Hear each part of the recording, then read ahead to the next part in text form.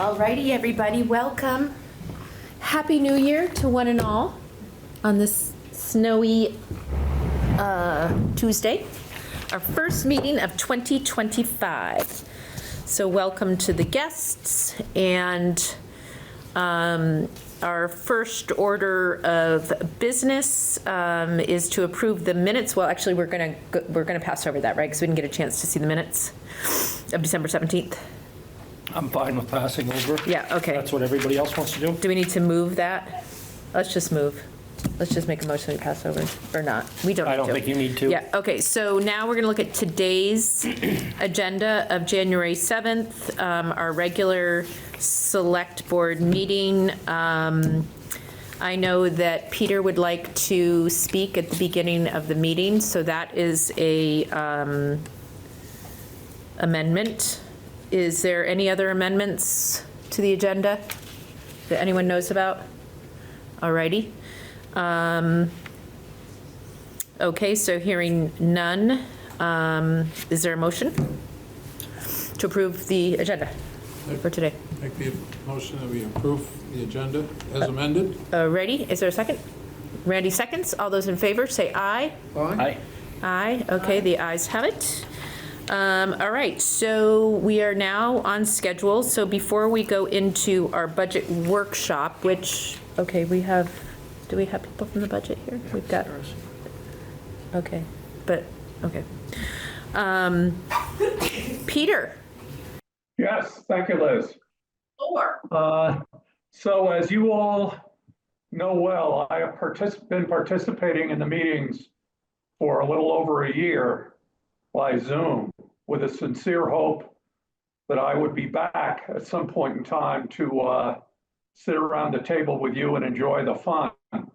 Unfortunately, it looks like I need to be in Colorado. My wife's health is such that it's important for her to be here, and I'm here with her. So with regret and sorrow, I'm officially tendering my resignation, and I made the decision to do it effective today. I'll participate in today's meeting and then have my resignation effective at the end of the meeting. I know it isn't the greatest time. We've got a transition with the town clerk. We're going to have 2 open spots on the select board, but it is just not good for the town and not good for me to continue being part of these meetings on Zoom. So that's it. This is the end of a long story for me. I don't even know how many years it is. Sarah was going to look it up, but I know it's more than 30 years. I've been on the select board, and for the most part, I wouldn't say I've enjoyed every minute of it, but I've enjoyed a lot of it, and I'm proud of the work that all of us have done together over all those years. So that's really it. Thank you all very much for your friendship and cooperation and collaboration, and this will be it for me at the end of today. Thank you. Thank you. Oh, well, Peter, obviously we have great thanks for you and all that you have done for this town. You have put a lot of time and heart and soul and love into Middlesex and the community.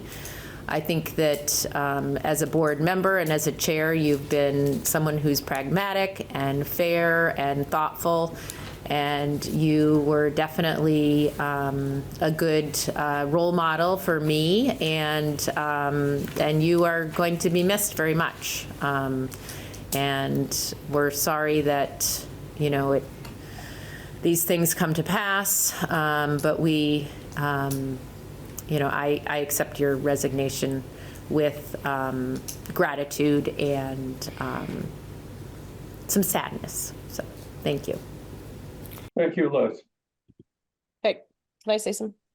Yes, Sarah. Peter, is there any reason why you can't resign effective March 4th? I asked him. No? So I thought about that long and hard, and Liz and I actually talked about it. The reason not to do that is to give somebody a chance to run for my seat. Well, if you rather than have the select board appoint somebody after March 4th. Well, the only reason I say that, Peter, is because I'm resigning effective March 4th. I mean, I'm not going to burden the town with putting together a town meeting and everything, but people can run for my position knowing that I will be stepping down. Yeah, but I have 2 more years in my term. Hmm? I have 2 more years in my term. I have 1 more year in my term.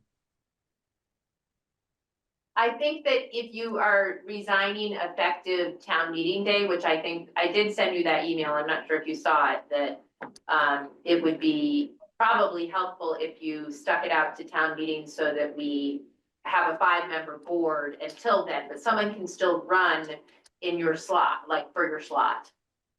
Yeah. Okay. We don't have to appoint Well, someone. if that's the sense of the board, I'm willing to do that. I'm only trying to do what's in the best interest of the town.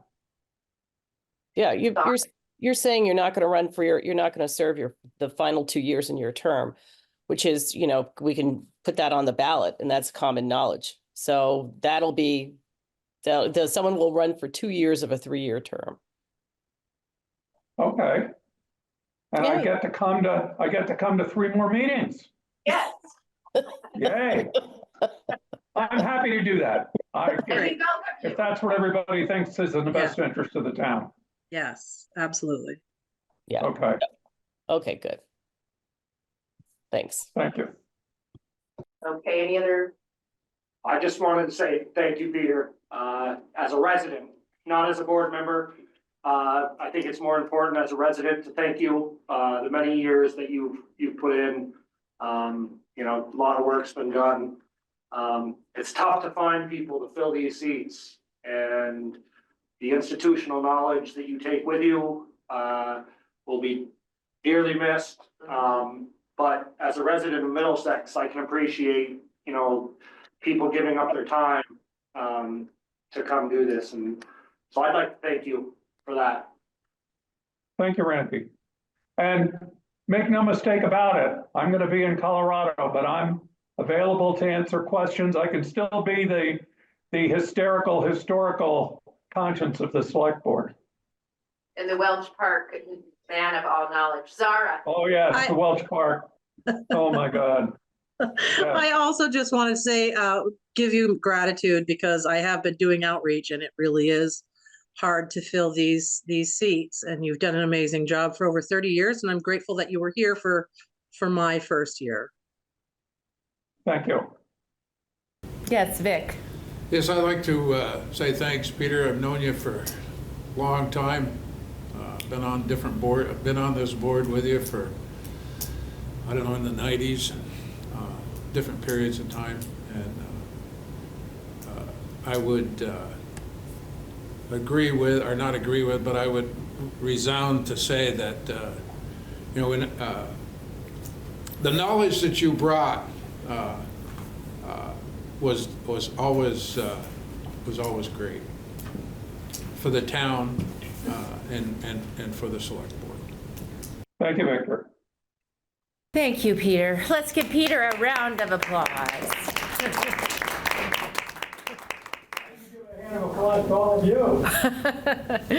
Well, thank you, Peter, and thank you for extending it for a few more meetings till we can get ourselves some new board members. Okay, so we are on to the budget workshop, reviewing the draft from the budget committee, reviewing the drafted, and you guys are going to hopefully, is this the one where you're presenting us some of the changes that you've emailed us on? Right, okay, so we'll talk about that.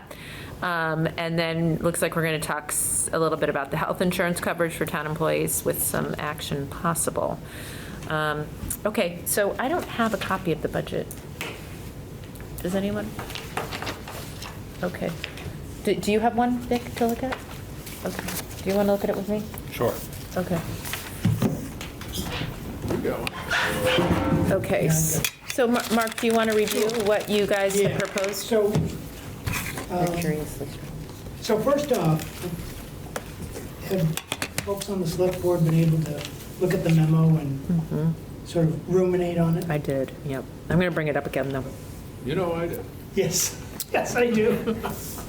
So first of all, I just wanted to get feedback from Select Board on the proposed cuts.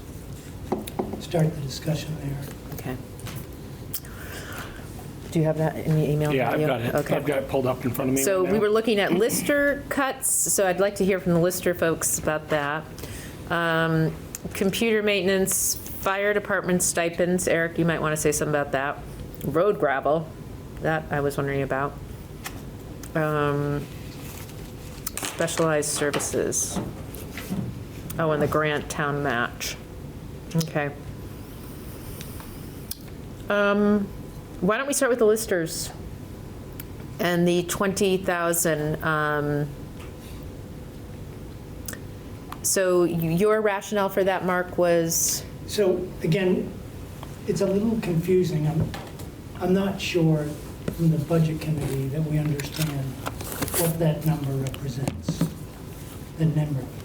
Is it tied to the reappraisal or is it separate from the reappraisal?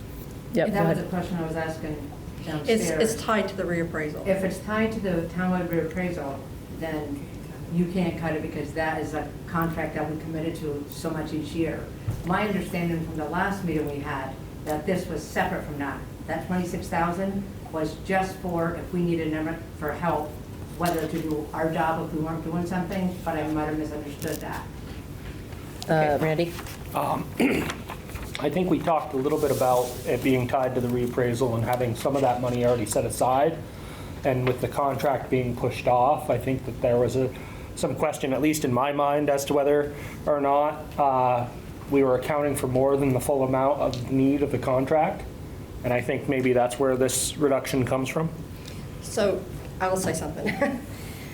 We had the contract, it was 24 payments of $4,375. So the contract's $105,000. Originally, you guys thought that that contract was beginning this year, but it got pushed out another year. So that 26.5 was put in there to cover the contract for this year. With being that we had almost $60,000 in the reappraisal account.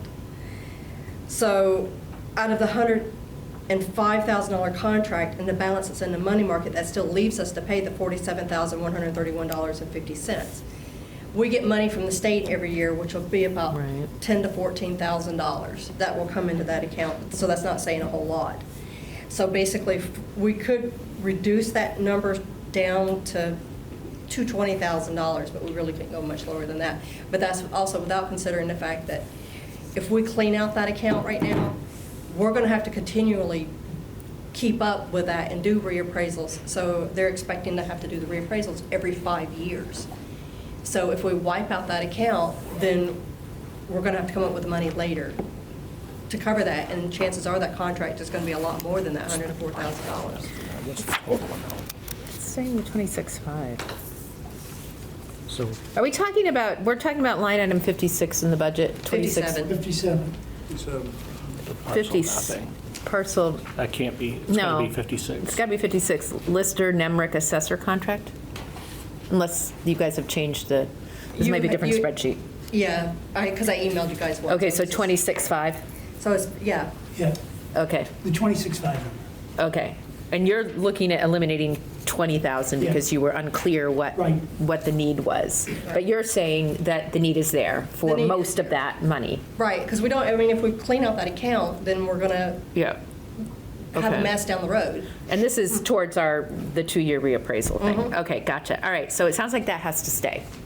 I mean, maybe Most we of it could, has to stay. yeah, most of it has to stay.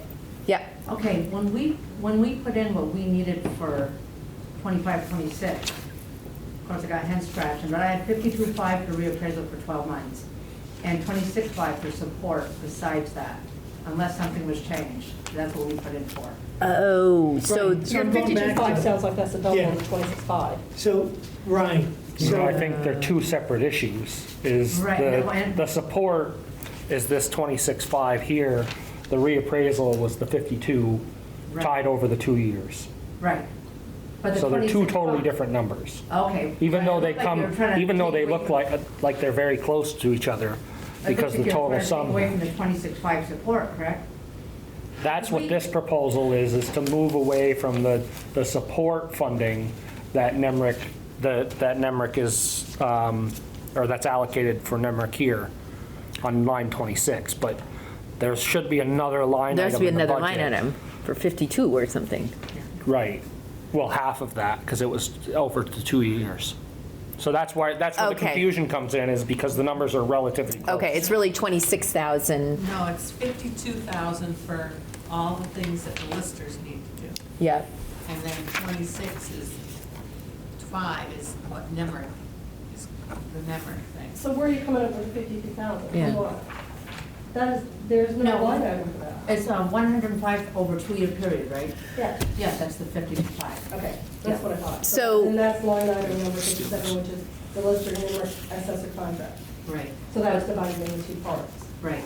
But I think they're talking about the 26.5, which was a separate support, if I'm understanding it right. But that's not in the budget. Okay. So that's separate. It's computer Support and software. maintenance is under computer. This is all the listers, this is the wages. No, I know, but she just said Yeah, it's it's in everybody. the- Computer maintenance is for all of us. So like, basically, it's our computer upgrades, the computers that we need, it's our NIMRIC contract is in there. This has got to be the for that reappraisal support money, system. but So then it's they not were like them talking coming in about- they were doing like talking before about we were, another came on as Yeah. listers doing the piece of assessments support and money. the. Yes. Right, no. That's what I think too. That was actually used to be part of that contract as well. Okay. But you guys didn't, you don't have that anymore.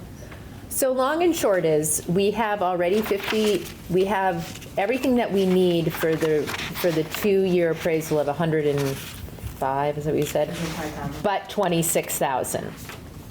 We still need 26,000. No, we need more. No, you're gonna need more than that, because there's only 47,000 in the money market account right now. And we're going to get how much from the state? It could be between 10 and 14,000, we're really not sure. So we have 47,000 right now. So basically, we're gonna need, over those 2 fiscal years, Plus- we're gonna need almost $17,000. just Okay, to let's cover say we get contract. $12,000. That's 60,000 more or less that we might get when we get with the state. So we still need $45,000. Right, well, this is what I come up with, we're gonna need almost $17,000 for the next 2 fiscal years, but that's gonna drain everything that we have. Because the contract's 105,000, we currently have 57,000, Yeah. well, say 58,000 in the checking account. Okay. I mean, that we just, that's in the money market. Yep. So that leaves us have to pay $47,131. In which and fiscal 50 cents. year? Between fiscal year 26 and 27, because. So this budget year and next budget year. So we need to take this amount and divide it by 2. So basically, 23.5. it's 23.5 is what we need. But that's not And what also she's- taking out what what she's we're getting saying- for the state also, so you gotta take that out. So we could actually probably, we could lower it to probably 20,000, but it'll end up draining us. So, and we've gotta be Right, prepared to do right. another one in 5 years. So what are these contracts, NEMR contracts, why do we do them? What's the value of them? They have to reappraise the Reappraising the properties. properties, all the properties. Every how I many years? understand that. So 10? we can't do it ourselves if there's somebody come in and Yes. do it. And it's every how many years? Every 5 years now. It's Every become 5, State okay. law. Okay. I don't know if it's state law yet, that's what they're working on. Right now, Okay. it's depending on the common level of appraisal, if it's under 85%, which Okay. most towns are, because it's been 6 or 7 years. Yep. And when is this starting? This fiscal year and next fiscal year, right? The first payment will be due, well, we paid one payment that they haven't refunded us back, and they're not going to refund. it Okay, back hold to on. us. We paid one payment, Because and we how got the much is that? contract. The one payment was $4,375. Okay, that's it. All right. So that, though, is included. They're putting that as a credit towards us. Right. And I counted that in there. You accounted it, okay. All right, so tell me again, with the credit and with what we hope to get from the state for this year and what we have in our bank account, how much is that total right now? Basically, we're going to have $17,000 for each fiscal year. So $17,000 for this fiscal year and next fiscal year. But it's also, what it's going to do is it's going to drain our checking account. It's going Okay. to drain the money market. So if we said 20,000 each fiscal year, that could potentially be enough to get us through and still more or less drain it? Okay. So, and that would be this line item called NEMRIC Assessor's Contract that is currently 26.5. You're recommending that we could make it 20. We could make it 20. Does that make sense, Mark? It does. Okay. So, So you guys bear in mind that once we have the reappraisals, that's gonna run everybody's tax rates up, and then on the top of that, we're gonna have to deal with doing another reappraisal in the 5 years, so we're gonna have to account for that money, somewhere, and we're gonna be giving everybody a double whammy at one time. If you're With the reappraisal. tied to this level of investment every 5 years, and what's the overall contract? Right now, it's 105, but, So I mean, who says it's it's gonna be $20,000 a year yep. that you've got to be budgeting in here without accounting for any inflation or anything But the else. state gives us some money. Yeah, but it's not, it's all over the place. Sometimes it's 6,000, sometimes it's 8,000. Oh, okay. So, So, you say on an average, okay. 8 to 10,000, 10 to 14, it could be anywhere. Okay. I don't know yet. I don't know what they base that number on. So we know that every year we're going to have to put in a minimum of $20,000, it sounds like. And so for this year, if we change that to $20,000, now, is there any other need that we have that's related to NEMRIC that we're not accounting for? Because your salaries are accounted for in this 52, 610. And is there anything else that's under listers? The parcel mapping is Parcel mapping, 2,500 or 2,000? 2,000. That's right, yeah. Now, Cheryl, for NEMRIC, because we're still using the Microsoft, is there any charges besides that? Isn't there like a flat fee a year that, and counted in there? That's actually in your computer maintenance. Okay. Whatever, Okay. our line item, the Okay. computer maintenance, it's not really that, so. Because as far as using NEMRIC, I don't think, maybe once that we've called them for help this year, if that. And if you keep. And you don't get those charged up, unless it's over 10 minutes. So Okay. we watch the clock. We don't go- Right, and you guys are good about that. I mean, you're good about not having to use that money. Okay. So are we done with the NEMRIC and keeping it at 20,000? I think so. Okay. So the next thing was,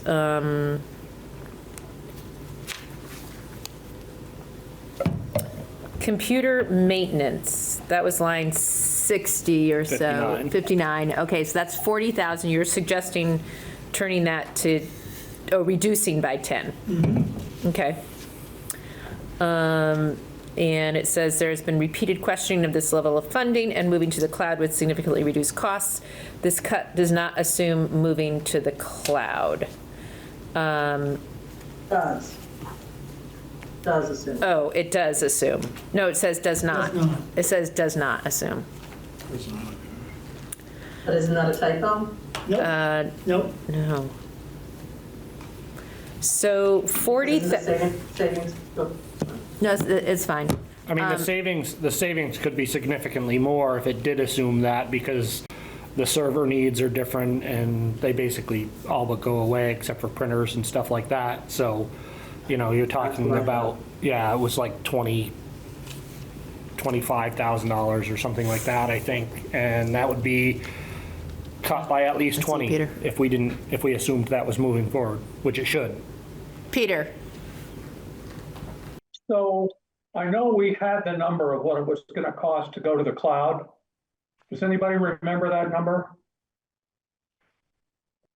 How that compares to this number? Because I have to believe it's a lot less, and I'd like to know. I think it was I think roughly, it's crazy for us to buy a new server and go through all that rigmarole. Plus, we have the support bills to pay and everything else. But I don't remember the number to go to the cloud. Elias just jumped on and he actually knows about this stuff. He's the one who, right, Elias? You were saying how much savings it would be to go to the cloud versus servers, yes? I mean, I know some. I certainly know that cloud-based things can be quite cheap. It depends on what they charge the town. Certainly, the server sounds very expensive to me. I know my organization, we switched long ago and saved ourselves a lot of money. So We this also 40,000 changed it, wasn't- Noel Johnson Insurance and saved a lot of money, like it was less than half. Yeah. okay. So you're suggesting that we turn it to 30,000. I mean, so here's the other thing too, is that we need the new website, which, Is a separate item. that's a separate line item? Yes. Okay, good. All right, so I mean, I personally would like to see a big push on making this, stop talking about it and Yeah. let's make this work. Because my memory was that the cost was a third of what we were looking at here. So, you know, if we were able to drop that to 15,000 and make this shift, you know, that, we should be doing that. Zara? 20? Make it 20? Well, If it's gonna be less than half. yeah. Yes, Okay, Cheryl? I just want to say that currently, right now, we're only 6 months into the fiscal year. Yeah. Our costs are already $13,000 Okay. for our normal cost with the computer company with RB Tech, and that's just monthly cost. So if we keep going to the end of the year, it's going to be almost $18,000 alone for that. It's going Yep. to cost money to transition over to the cloud, you know. We know that. Somebody's going to have to do Yeah. that, so that's going to have to be added into it. And then, you know, they're also talking about our security issues and that. Yeah. We need a new computer for the bookkeeper and a new computer for the listers and that came from RB Tech telling us recently in that quote I sent you Okay. guys. We have we have Lister computer upgrade and software for 1,000 as a separate line item. We have equipment purchase for 10,000. What is that? That could be, that's in the budget as a line item for number 47 or something like that. 48, 47, number, 49, I've got it okay, whatever. I'm looking at an old budget, 10,000. at 10,000, yeah. Yeah. So that sounds like that covers whatever. I don't looked know what into other that, and equipment that actually would do. that $10,000, the equipment purchase was budgeted in FY '24 and '25 for anticipation of the new server, Oh, changing our systems into the cloud and considering all of our IT needs. is what So that says. I would suggest, based on Randy's recollection, that moving to the cloud would be a third of the cost. The only way we're going to get there is by cutting this. We're forcing ourselves to do it, yeah. And forcing Yep. ourselves to do it. So why don't we just cut it in half? yeah, let's make it 20 because we already have this 10 sitting there. Yep. Waiting for something. And we have $1,000 for you guys for your computer. Maybe that's not enough. Lister computer. Do you guys feel comfortable making it only 20? Maybe we should make it 25. It sounds good. 20 sounds good? Or we add like 3 to 5 to the equipment and just keep it at slashing it at half. If you're talking about computers, buying computers. I mean, as someone who budgets for work, there's no point in just pretending like we're not going to spend money, right? And then having to spend money. So it's like just to make people happy that we cut things, right? So we have to be realistic. So if we think that this moving to the cloud may require a couple more computers, I would say let's make the computer line item 13,000 and make this 20. What about the 10,000? Okay, so the computer line item that's now 10 would become make it 13. 13, so a net savings of 17. The net savings of 17, yeah. Okay? All right, so you have that. All right, does that sound like make sense to people? Works for me. So line 60 is going Could to you be. repeat that? Could you repeat that, well, please, Liz? Yeah. So right now, 59, excuse me, line 59 is going to become what? 20. It's actually line 60 on the new budget, so that will become 20,000. And then Okay. the equipment purchase line, which is around on your budget, line 48, that's going to become 13,000. So that's going to be server costs plus a couple of computers that may be necessary, or hardware or something, right? Okay. And the Lister computer and upgrade software will stay at 1,000. Okay. All righty. Does that make sense to everybody? All right. Woohoo. All right, stipends, fire department reducing by 4,000. Last year, we went just over 20 for stipends. Okay, what is it on the budget? For, 18, oh, when you went over? We went, what did we bring it up to, Cheryl? 22 it looks like. Yeah, to 22,000. Yeah, But now you got more people. right. You have more people. Okay, More people with more attendance Okay. at calls. Yes, we've boosted Yeah, our, sound our like- responses. Okay. quite a bit. Zara? Yeah, I spoke to Jeff and he did confirm with me that they had gone over the 18,000 last year. We just didn't have that to compare when we were looking at that. And that 22 is really conservative because he's got more people and more percentage of people going to calls. Okay. So if anything, we should increase it. We keep it or we keep it at 22, which is his increase of Oh, that's it. 2,000 over, yeah, Okay. we can, or we Okay, so add. that's his increase. All right. Let's keep it at 22. And hope there are no fires and accidents, right? Yeah. Okay. Road gravel. Reduce it by 40,000. It says level funded at 40,000 instead of increasing to 80. And that was line item 104-ish, so. It's not in the summary. 137? I was gonna Oh, say. Yeah, I thought it was. I'm sorry, yeah, 137. Okay, so right here, we're at 135. Yeah, so it's at 80,000 with a $40,000 increase. Yeah. And what are your thoughts on that? Well, Vic wants to say something. Oh, yes, Vic, sorry. I mean, a couple of years ago, okay, what I mean is, a couple of years ago, we were shooting for 100,000. We had it in 2 different places. Yep. And so do we, I don't have 2 it different places on the budget, you mean? on the budget. We were Yes. trying for 100,000. You Yep. gotta remember that this material is going up every year. I know. Every year. Now, the stuff that you bought for $12.10 to put on the roads over, not you, but was bought for $12.10, I think it's gonna be 17 this year. Yeah, it was 16 last year. It was 16? Okay. It's gonna be 17.10. So, and then you got your trucking. And you remember you were really surprised about that $33,000 trucking bill? So your trucking just keeps going up and up because trucks keep going up, insurance keeps going up. So I think, I mean, I'm not an advocate of dropping it, but, I mean, it's up to the board. The other thing is, we have gained a lot of gravel, top gravel, wearing course gravel on our roads due to the FEMA work that was done last summer. But now we're gonna have to try to keep up with it. That would be ideal, wouldn't it? Yes. Yeah.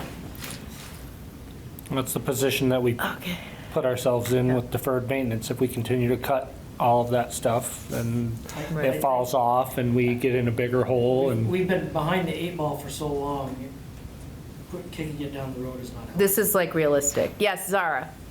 I agree. I'd like to keep the money. I hate to say, I know we need to cut, but we really we got to do what we have to do to keep our roads up and passable. Yes, Randy?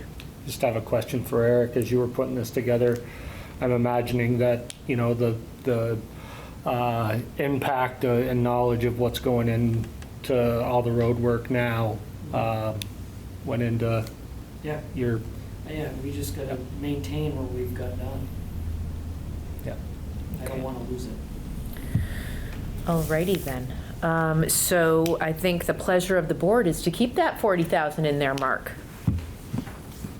Alrighty. Specialized services, 161. What is that? Contracted services. Oh, okay. And where's that? Somewhere here. Okay. Example I of don't it. even see that on Well, there. Oh, I see I 15,000 think, or 30,000. didn't we use, For the tree people? Jason Merrill used it for the culverts on Shady Road? What No, about patching the, Shady Road. how about Patching the deep- Shady I mean, Road. Center Road? Didn't he use that, I believe? And then we used some of that for the patching on Shady Road this year. Oh, the third. how about like whatever. DJ's tree service? There, you had them down there. Or Yeah. did- I don't think we used it for that. That had a small line item for tree service. Tree, yeah, we did where have There was tree. like a $5,000 line item for that.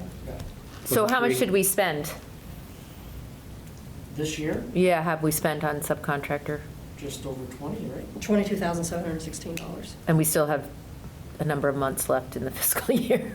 So the 30 sounds realistic, and you're suggesting that we take it down to 20. right?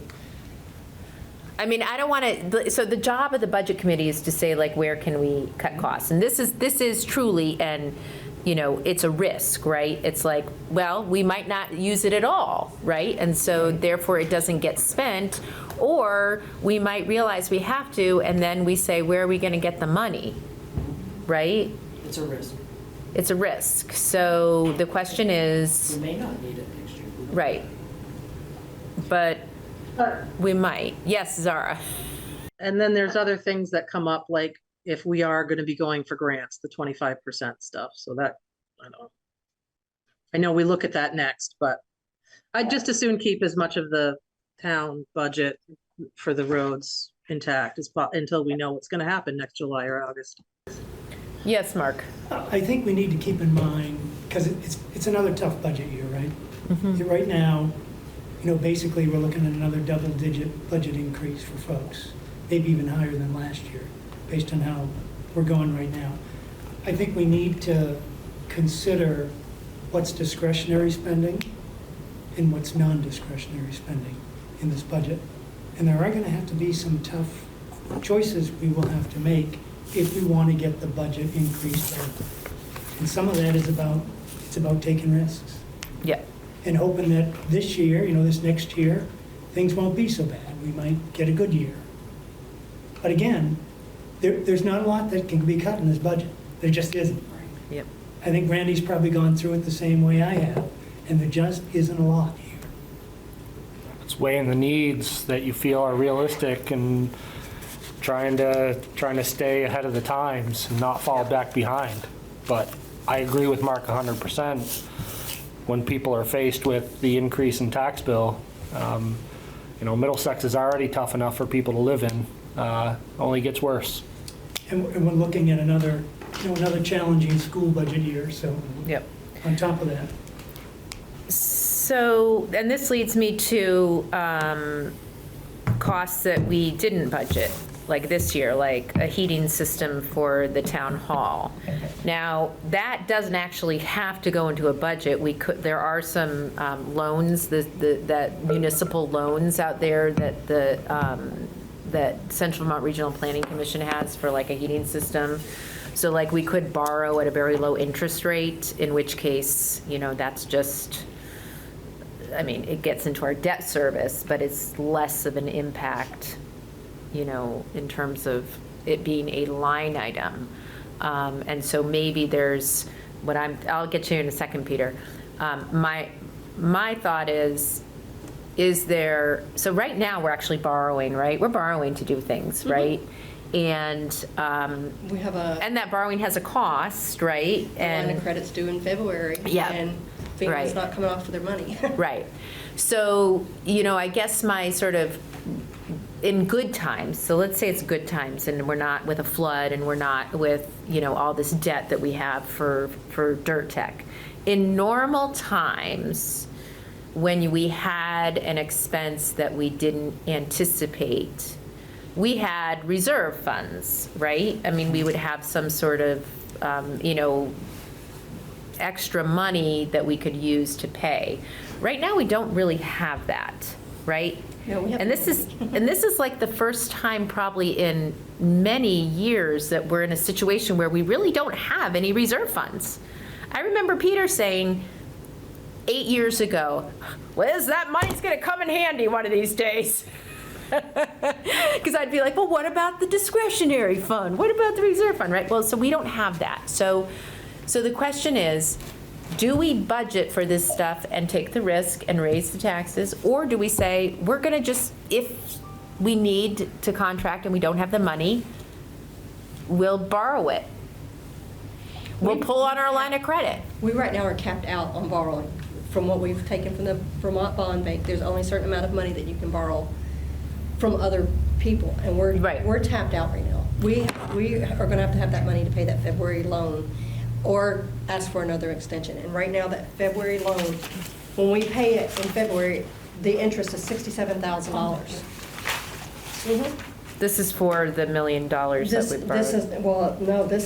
It's actually, we borrowed $3 million. The first loan from the Vermont Bond Bank paid $938,000 back towards it. So the principal balance is $2,062,000. But when we pay it back, it's going to have to be the $2,062 for principal and $67,000 for the interest. But it's going to be even more interest than that because we're not going to have the money to pay that. So we're going to have to ask for an extension unless FEMA starts coming off of their money.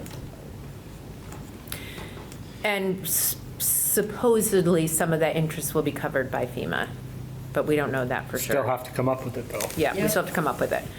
So, I just wanted to, yeah, go ahead, Mark. have we finished on specialized services? or No, not? I don't think so. No, I think that's one of Yep. the places that if you can cut, it's the most realistic. Yep. Right. You know, But that, this begs the question, what happens when we do it? If we don't have the money and we can't borrow it, that means the service doesn't happen. And so maybe that is also an answer. I mean, that's another thing people need to understand. Sometimes it's just not. Sometimes you can't do it, right? Sometimes those potholes are just gonna have to stay because we don't have the money to pay for them. Look at Montpelier. Right. We don't, but there's also the people that are calling this office over and over again. Well, 'cause then they're we upset say, about it. The come people to a that have meeting gone up and there put it in the threatened budget. I And the know. people that went up and threatened him, you know. Yeah, no, I know that so there are it's bad crazy. people out there. I know. And yes, Peter. Cheryl, I know, believe me, I understand this is just a guesstimate, but how much of that FEMA money do you think we can possibly collect between now and the start of this budget year? I mean, can we collect $500,000, $250,000? What do you think? What are they telling us? She has no idea, and she's the one who has the pulse on it. Yeah, I mean, the closest we can come is the two that we put in way back in like September or October were $1 million. But they were Right. asking me questions about those again just recently, so. Oh, I understand it's a crapshoot, but I think at some point we have to say we should collect $1 million, probably at the very least, we'll collect $500,000. I mean, I don't know what to say, but If we have a you know, $500,000. sooner or later, we're gonna get that FEMA money, I have to believe. I mean, unless everything goes to hell in a handbasket in Washington. I mean, there's another financial crisis looming in March. If they don't get the money to us in March, there may be no money. So, you know, who knows? Right, and believe me, This yeah, is This is the other thing I want to say, having done this for years and years and years, is it is very challenging to prepare a budget when we're only halfway through the previous fiscal year and we have no idea what's facing us in the next fiscal year. So we have to make some pretty broad assumptions. And, you know, we can, to a certain extent, rob Peter to pay Paul. I mean, if it comes around to summertime and we truly don't have the money, guess what? We can buy no gravel if we have to. I would hate to do that, but we've done things like that in the past. I mean, when unanticipated things happen, you have to do what you don't want to do and put something off that you plan to do. So, you know, I just think, you know, we can sit here and take $5,000 or $10,000 from here or there and move it over there, or guess that it's going to be $10,000 less. This is a budget. This isn't necessarily what we're going to spend. And we just have to make some assumptions, for instance, about the FEMA money and some of these other things, because that whole debt business scares me to death, frankly, because I'm losing faith in our federal government. I hate to say it, but I mean, here we are, and we haven't gotten the money from the first flood, let alone the second flood. Right. So anyway. Propose that we accept the budget committee's recommendation and reduce it by $10,000. Sure. Anyone else? Okay, we're just gonna reduce it by 10,000. It's all right. haven't we already gone over that? Like, No. okay, then fine. Okay. Nope, no wind and ice storms. And also, I'm sorry to interrupt. Cheryl, there must be a revised budget worksheet, which I don't have a copy of, because my account numbers don't line up with the numbers that everybody's talking about. So if you could send me the updated budget worksheet, I would appreciate it. Okay. Thank She you. can't do that right now, but she will. Yeah, Peter, this is Mark. You'll only be one or two lines Yeah, it's just a off. line or two item I off. think it'll be one line off, Jim. Did you get it? That's what they have. Did you get- No, I'm saying, no, I haven't revised it yet. You did, okay. Okay, That's the last so the. Wait, can I just ask something about for clarification? When Randy said propose to accept the budget committee's recommendations without, but take out $10,000, are you talking about all of their recommendations, or are you just talking about contracted No. services? Just the The contracted services, and then Okay. it will become 20,000. Okay, great, thank you. It went from 30 to 20. Okay, and then finally, the match for the Portal Road grant. I think we should assume we're gonna get the full grant. Zara? Oh, yeah, not only that, but that's not the only grant that we're going for. So I don't know. We may have missed the Portal grant, Portal Road one for this year, but it's gonna come right back up next year. I have a meeting with Keith on Thursday to talk about that. And also the grant that we won regarding culverts. So yeah, honestly, we need at least, if we're gonna go after grants, spending 50 is gonna save us 150 to fix that. That's it. Otherwise, we have to do all the work ourselves. Well, that's what I was gonna say, is some of the grant match, in kind work. Some do, but the state has recommended that we start putting together a little 25% match for the things that we want them to do in this town. That's a state recommended thing from talking with hazard mitigation. Okay. What say ye? Keep it? Cut it? Cut some of it? Just like we said a minute ago, though, if we don't get the grant, we just don't do it. Wait, how do you just not do it if the road slides off into the river? Then we gotta pay the whole 200,000. Look at it this way, we had quite a few catastrophes in 23 and 24, and we'll get around again. No, what, I think that you're misunderstanding, the 25,000 is if we get the grant, we have to give a match. 25. 25. Right.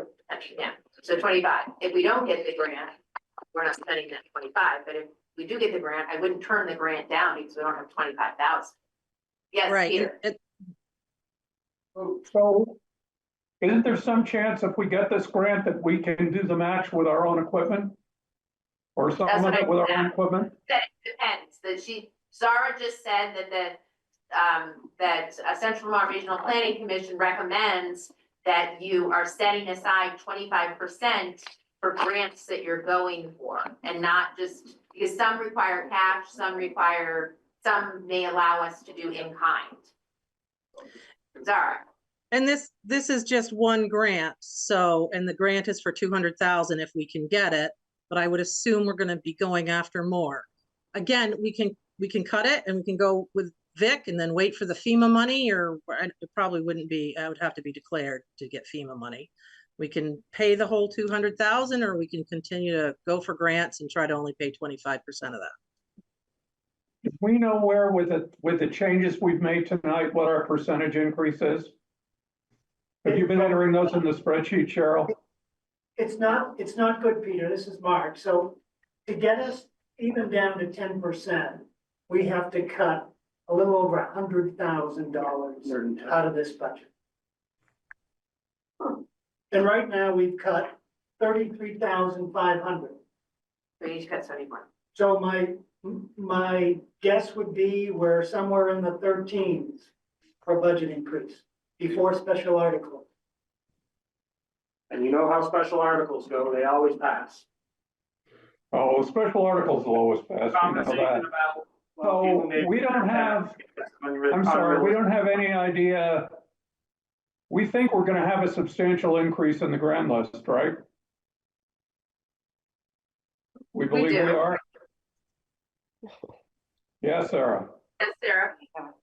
You're not going to have a substantial increase in the grand list. You're not going to get a substantial increase in the grand list until you do the townwide reappraisal. That's why when Cheryl said everybody's tax rates are going to go up when you do the townwide reappraisals, that's not exactly true. The tax rate's probably going to go down relatively. It's just that your property value is going to go up, so your taxes are going to go up. But Oh, no, I understand. But that's why I'm asking the question. But we've had a lot of sales, Peter, and the town is worth well, it's obviously worth 47% more than it is. I think our CLA was 63%, right? Isn't that Yes. crazy? So Oh, 37. 60. So, but no, your grand list is not going to change that much. Okay, so I just want to say that we can either just cut it out. There is another line item on line 29 or 30 or 31 called $3,000 grant matches. So that's, could be duplicitous. And do we want to, maybe cut that out altogether if we're going to keep Zara's? 25. Doesn't save us much, or keep 20 for Zara and cut out this 3 and the 5, and that saves us 8,000? Yeah, so the question is, the original request for the grant match was 50 grand, 25% of the 200,000 for the portal slide off, okay? The budget committee is suggesting cutting that in half between the okay. 1,000. We're gonna be cutting it. Where's that line item? That is line item 209. So that without my glasses, but it's good.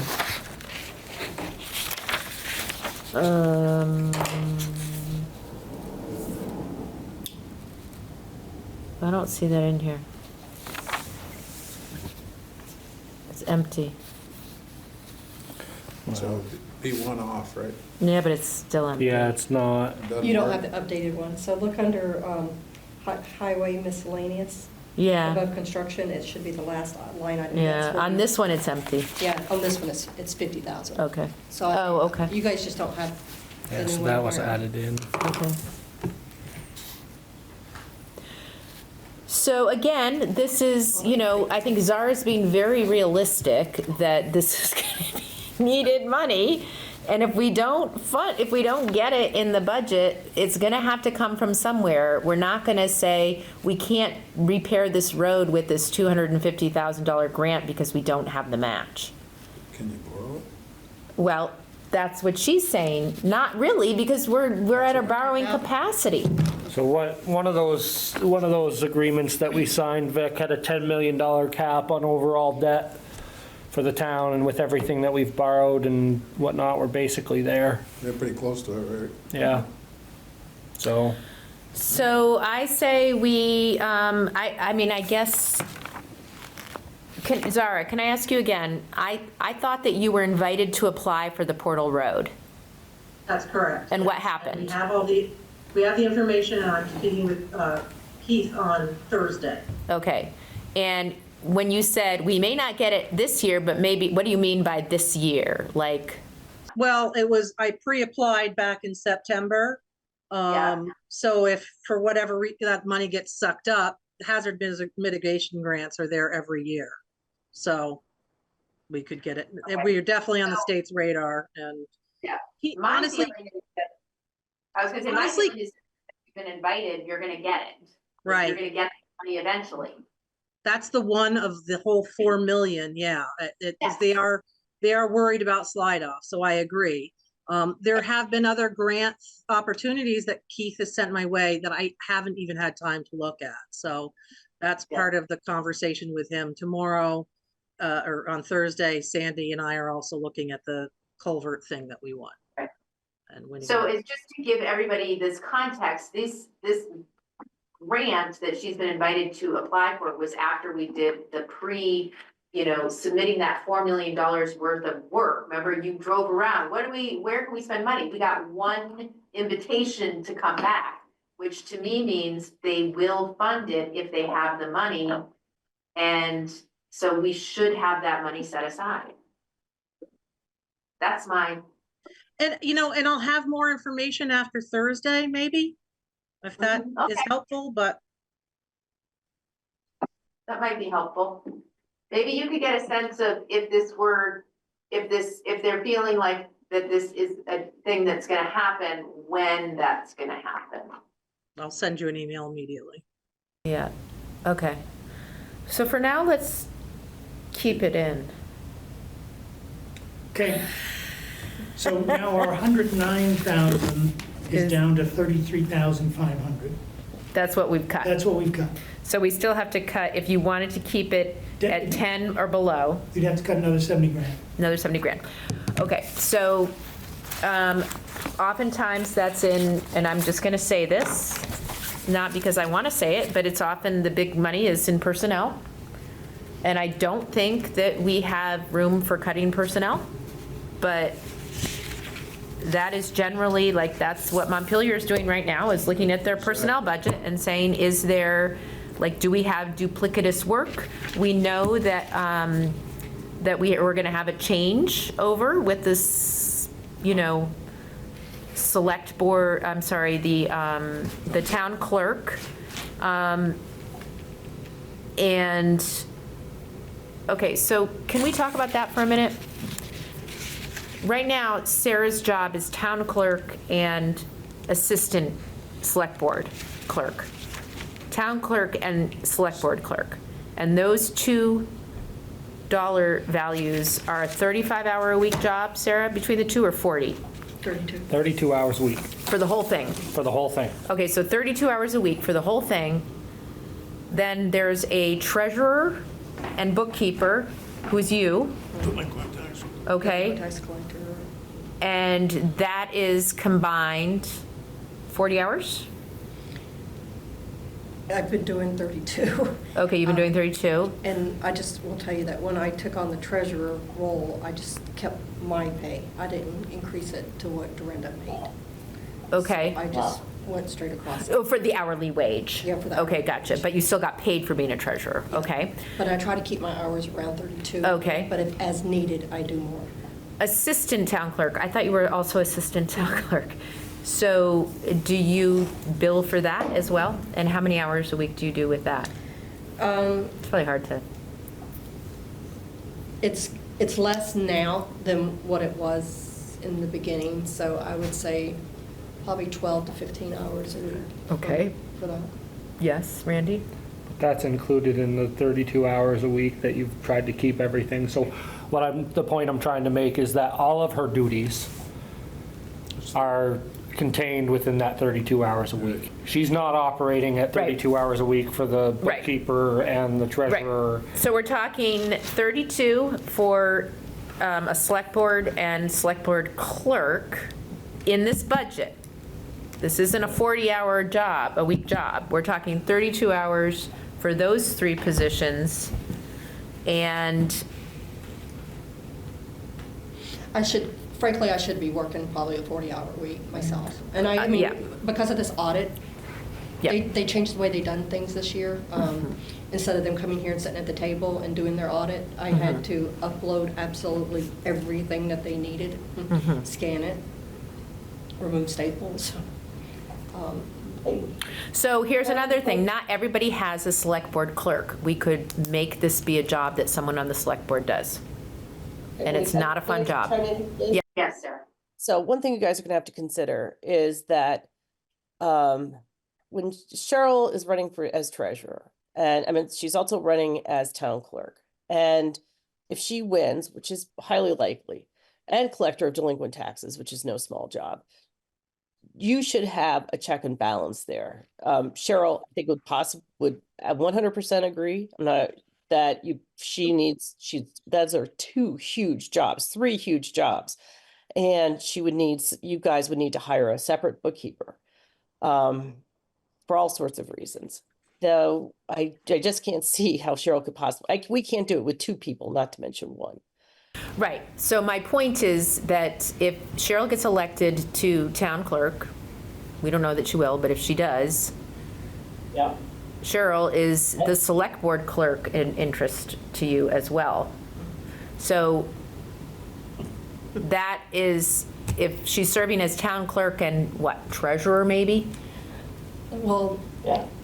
and delinquent tax collector. And delinquent tax collector. I think that if we have a person in here that could potentially do all three of those, town clerk assistant, assistant Bookkeeper. treasurer, and select board assistant. I think with a 32-hour week, But where's the bookkeeper? well, that would assistant treasurer / bookkeeper. I mean, however you guys want it. I think I have to have an assistant, or somebody else could be assistant treasurer. But somebody to fill that role to do payables and payroll and, do. But don't we still need a bookkeeper if you were to become? You need a bookkeeper. you got to be careful because you need a bookkeeper, because the assistant and you know, bookkeeper and an assistant clerk and a select board assistant. And I think that's what Cheryl's saying. And you can keep that as the same person. And that the bookkeeper will do all the paperwork and all the stuff that, you know, that takes so much time. But also it's a check and balance for the town. So if you have to sell this to the town, what you're going to say is, you've got someone, the town clerk, and the town clerk right now opens the mail. I know this sounds stupid, but this is basic fiscal responsibility. The town clerk opens the mail. The treasurer does not open the mail. There have been times, of course, when our duties shift. It's not great, but it happens. And then the treasurer gets the bookkeeper / treasurer gets the invoices. And then the orders are cut, they're given to the board, and then Dorinda signs the checks because Cheryl can't keep doing everything. So you need one more check in there if Cheryl is town clerk and treasurer. You need somebody like a bookkeeper to take over some of those duties, so all this financial scrutiny doesn't fall on her. I'm not being very intelligent because I'm sick, but you get it? No, thought is to keep Dorinda as assistant treasurer, because if something happened, she could always step in, come in and sign checks and Right, things. so assistant treasurer is its own little job. Treasurer, bookkeeper, and select board assistant, you're suggesting? Yeah, they do it in Moortown. I mean, that's exactly, they have one person that's doing all those positions. And Yep. To make full, like a 32-hour a week full-time position, Right. town clerk, and what would you be else besides town clerk? Say that again? treasurer, delinquent tax collector, and town clerk. Those are huge jobs, Liz. And the other thing is that if what I we're mean, asking, do we have enough money in the budget? That's more. what we're asking for is we're asking for another support person. It's Right. already in the budget, because you gotta figure the town clerk's in there for Sarah, and that'll drop because there's, you know, I would expect to step into Sarah's shoes and make that kind of money. You know what I mean? So there's gonna be a drop in those wages. That, You know, I and didn't then know about there's, that. but, so my position, so the the treasurer's still in there as being Dorinda, as for the wages, and then I'm in there as delinquent tax collector, and already the positions that I'm currently doing. could someone, oh yeah, this is the rest of the wages, office wages, clerk, assistant clerk, Can I just treasurer. make a bookkeeper. comment? Yes, So we do have select board clerk wages, item 5 under general government. It's budgeted there as well. Because the select board clerk is, that's the thing, that's 51%, and the town clerk is 48%. and then the rest of it is over here, 98,179. Which is the combination of The a combination bunch of of things. the town clerk, assistant clerk, treasurer, and bookkeeper, right, okay. So, okay, so I guess my question is, are we worried that we are gonna have, is there enough there for this transition? Zara? Between those two lines, that's only $130,000 for what, 2, 3 people? No, because there's 98,000 plus 32,000, that's in the budget right now? That, I might have an old one, but. Yep, which is 32. 130,000.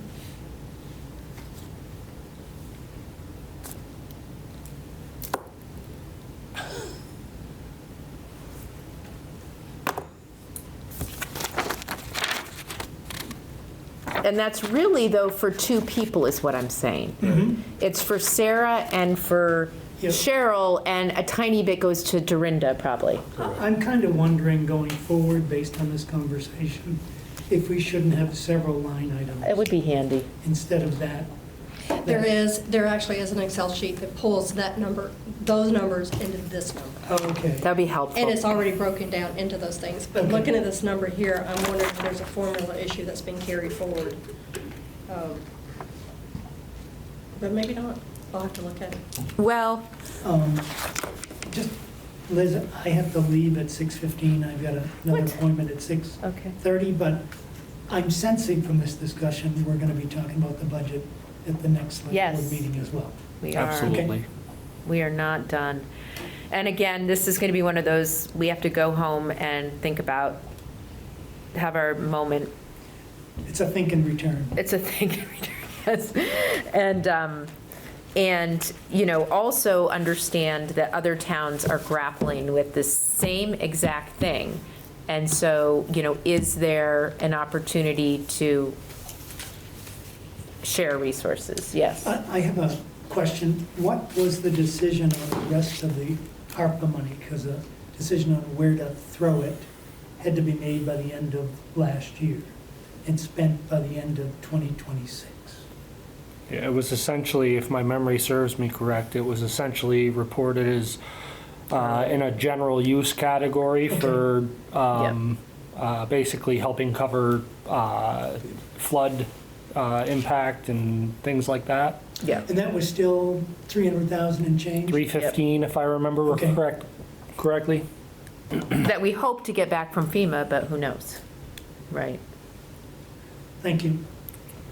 Before we shift from this, I just want to highlight the need to, especially during this shift in personnel, all of these duties, while they may be shared by one person right now or two people right now, it really highlights the needs to identify the duties of each position, the wage of each position, and not tie them to specific people.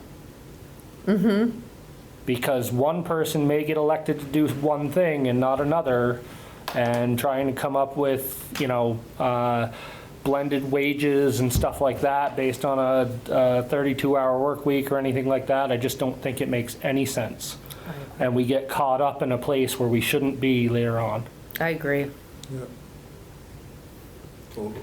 And I think it's one of the reasons that these positions become blended is because no one's going to want to serve the town for 10 hours a week, right? They need a job, right? They need benefits, they need this and that, but it's also, we have to remember that town clerk is an elected position, treasurer is an elected position, assistant town clerk is appointed. Hired, yeah, I was hired. Yeah, hired, yeah, or by, the town clerk gets to decide who that is.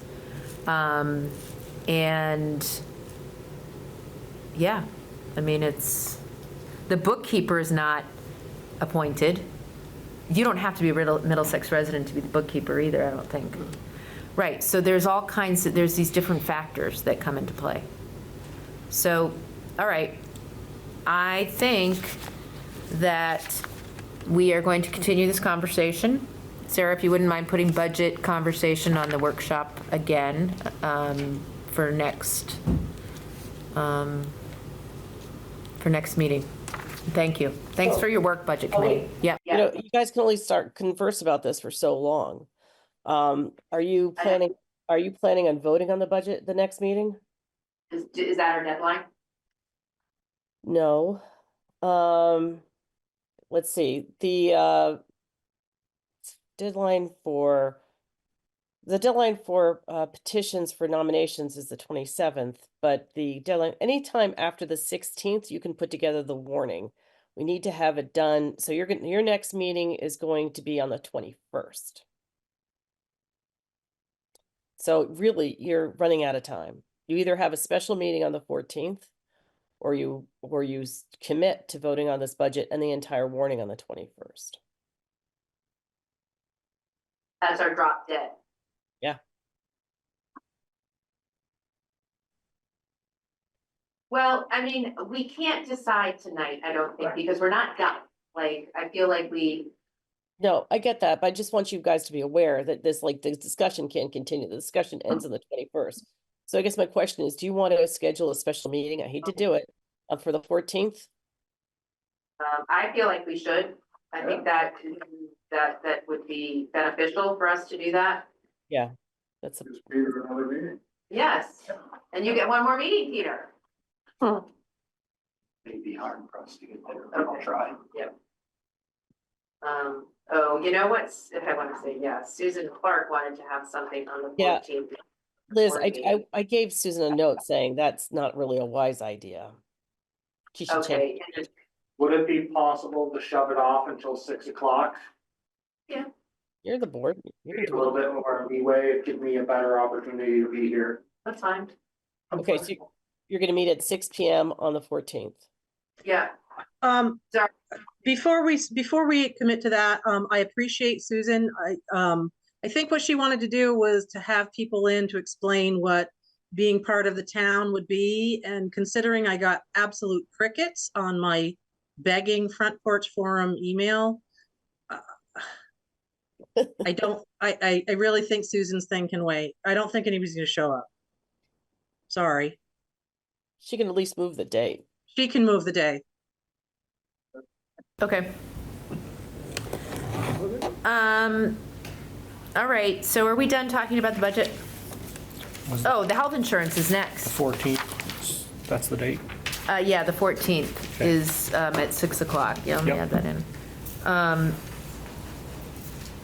So there's a question about the health insurance. As our, we're way behind schedule, but that's okay. Health insurance coverage for town employees. Is that why you fellows are here today? Kinda, okay. Thank you for coming. So who put this on the agenda? I think, Sarah, did you put it on the agenda? Put it on the agenda because I must have read Liz's note. I thought you wanted it for the next meeting. I didn't realize that you wanted it for July. So I think, my understanding is that we are out of the time period of changing. Is that correct? For this fiscal year. I For mean, this I fiscal can call year. them and ask, they Oh, might be. no, open enrollment ends January 15th. Oh, it ends January 15th, okay. And may I just say, At the last meeting, and we felt like it was Too close of a time period, and I it thought it would was be, January 1st. it would be best suited to actually do our due diligence and take the time and do this right, instead of just making a hasty decision because we felt like we had to meet a deadline. Okay, I thought the deadline was January 1st and that we weren't going to do it for that reason, but I don't, I guess I would like to hear from you guys, just since you're here, you two fellows are here and Eric's here.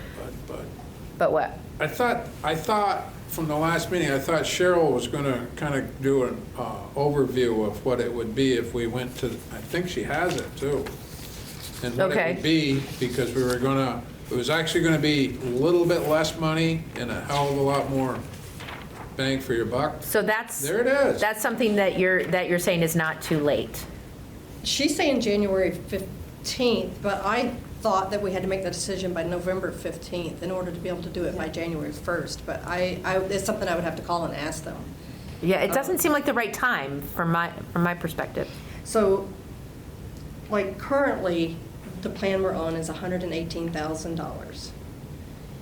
If we change to a gold reflective plan, which would change our deductible to $2,950 per person, it would bring it to $136,000, and that would include the HSA that these guys would like to have. And then there's the silver CDHB, which actually drops it to $113,000, which was really weird, but it also increases deductible to $5,400.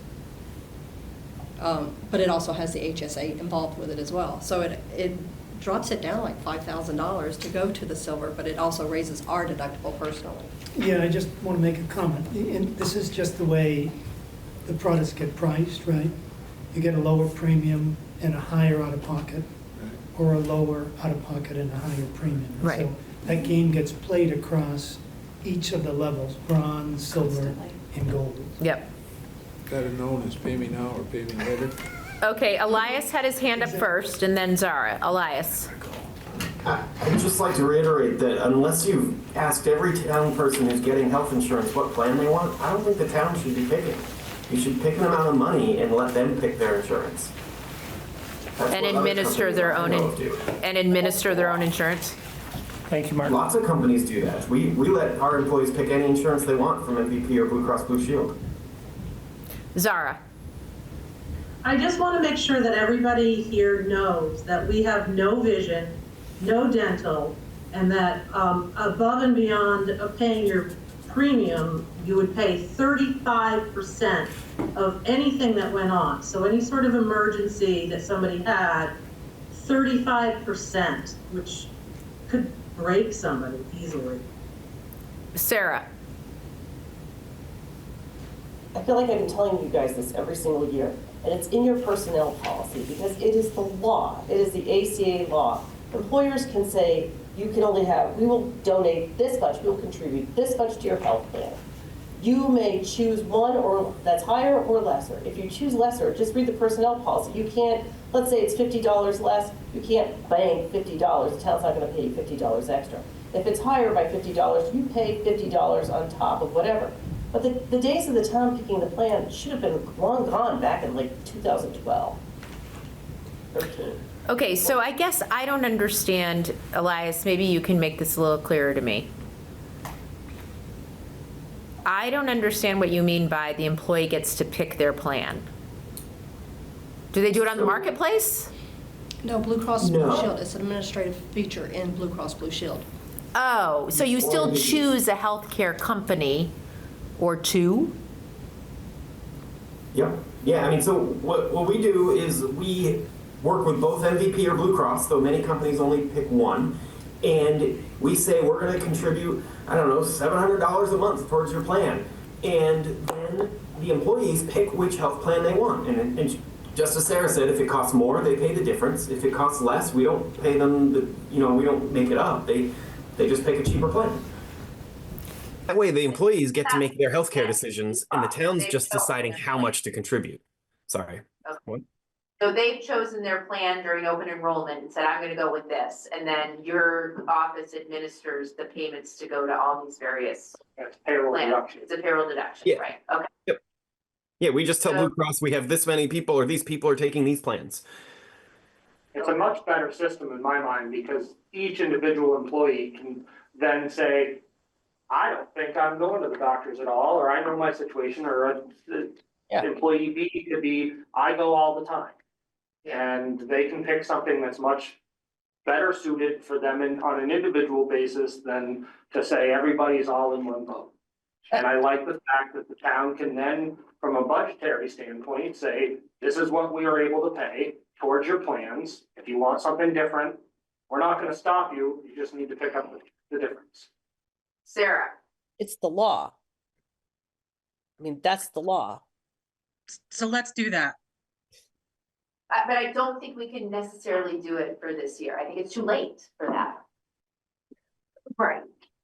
This would have to be in next open enrollment in November or Because whatever. open enrollment's in November for January 1st effective. The open- Insurance is on a calendar year, not on a fiscal year.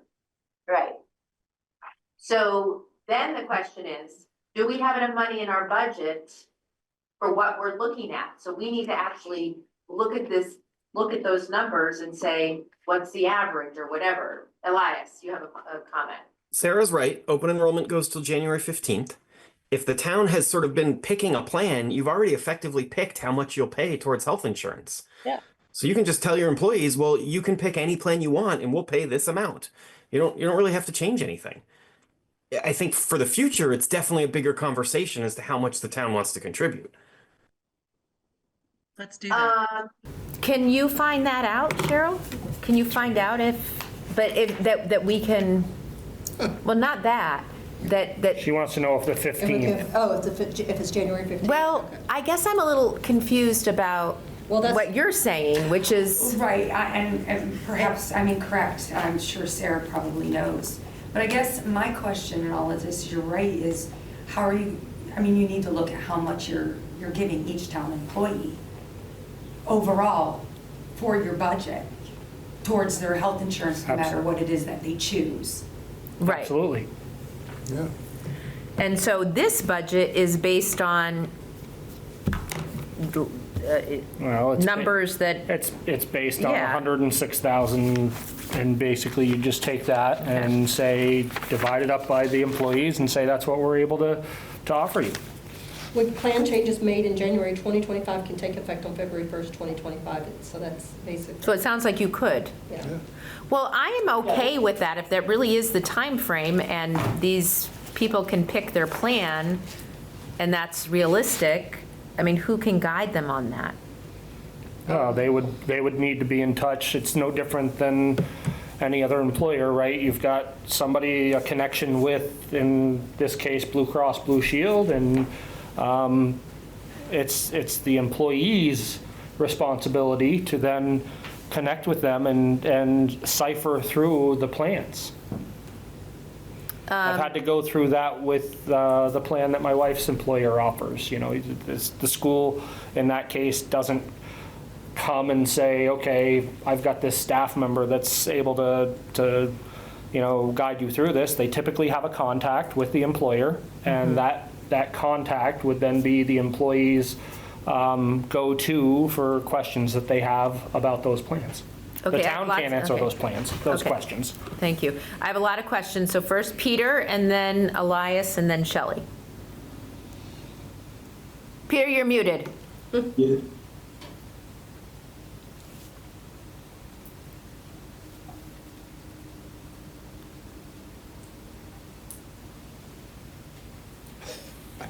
How can you not know how to unmute? Okay. Let's go to Elias till you figure that out. Elias. I mean, I'm happy to sit down with someone afterwards and show what we share to employees. And, you know, Blue Cross Blue Shield they have a spreadsheet that shows you all the plans so you can compare them yourselves. And yeah, you're right. You can call them if you have more questions. But if it's helpful, I'd sit down with someone and show you what we do. Thank you, Elias. Peter? I just want to remind everybody that the rates we're looking at now are only going to be good for the first 6 months of our next fiscal year. We're likely facing another whopping rate increase effective January of next year, and we have to somehow estimate that in this process when we're deciding how much we're going to pay. And I hate that, but there's no other way to do it. Budget to see what it is that we budgeted for right now, because we're paying out of this other budget that's been approved, and now he's right, we're going to have this second, but I assumed we had already built that in. We have, An it's increase. already on here, so 2026, it comes, so currently, right now, what we have is a single person, that it costs $11,000 for the first half of this fiscal year. Yep. The $1,850 for their HSA, so that brings it to $13,633.76 for one person. And then a 10% increase was booked in there for another $1,200, so it ended up being another, so like $14,812.14. But then you have two people. I mean, so right now, the way the town works is you pay for the employee and the spouse. Yep. So, and that, of course, brings that number to 28,000, so it doubles. Right, okay. So, Shelley, what did you want to say? Well, I've been retired for 15 years, so a lot probably changed, but it used to be, there'd be, like you said, different tiers depending on somebody's need. It'd come from the company and say, okay, these are your options. And then would have a benefits department that sits down, because it's going, for these folks, it's like, I don't know what I need. Right, yeah, that's what I mean. It's very confusing unless it's kind of broken down for them. So it's Right. understanding that, all right, now I gotta pay $6,000 out of pocket. I didn't know that. I think there's a lot to this. Right, and that's why my question is, we have basically 5 days, business days for these guys to decide, and who's going to help them with that? Sarah? Nothing has changed. Anybody can go, right? I could go today, Cheryl, Ben Abair, Ray, anybody could go pick their health plan today. Nothing has changed. You haven't changed there's nothing you have to do. All that has to do is that the town needs to communicate with Blue Cross Blue Shield and say, this employee X is choosing this health plan. And then the town needs to, and this is a bureaucratic nightmare for Cheryl, I'm sorry. But then the town needs to say, okay, this plan is $50 more per month. So $50 is going to be taken out of employee X's pay. But otherwise, you guys you're not making a decision. You're not changing the budget. No, I'm not changing the budget, but my question is, if we decide to do this, which it sounds like we are, who is going to help these fellows?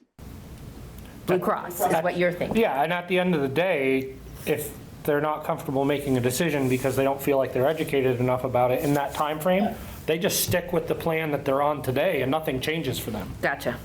Yeah, it's like they're without health insurance. And by the way, we all got those spreadsheets in the mail, the Blue Cross Blue Shield spreadsheets. Okay. Ben has a comment. Yes.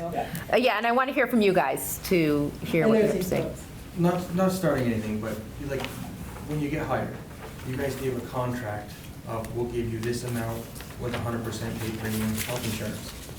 Well, if you're changing the you're changing the contract, that's not what you offered. It says on it 100% paid premium health insurance.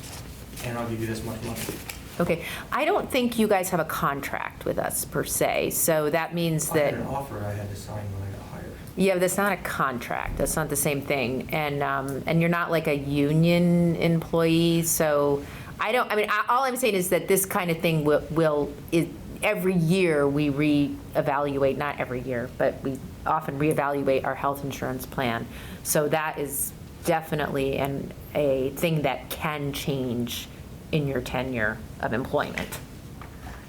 Yes, Randy? And I just want to make a clarifying statement. It's not that we're asking to reduce the healthcare coverage for you, so that if the town is currently in an agreement to pay, say it's $1,000 a month, right, for your healthcare, that $1,000 a month covers the plan that you're currently enrolled in. And if you chose to get something different that was more expensive, then that would be your choice and you would end up covering the cost difference. So we're not saying that they're now not doing that. It's just trying to give you more options, which is what we've been told that the employees want. Yes, Jay? I spoke with Blue Cross Blue Shield this summer. Yeah. They were actually at the Tunbridge Fair, and I asked about that, if I could add to my insurance policy as just an employee. And they said you can. There was no problem with that whatsoever. Like adding eye care, for instance. Yeah, it's just a matter of who's paying for it. Yeah, I didn't know how the town related to that, so I never did it. That's why I'm here to find out.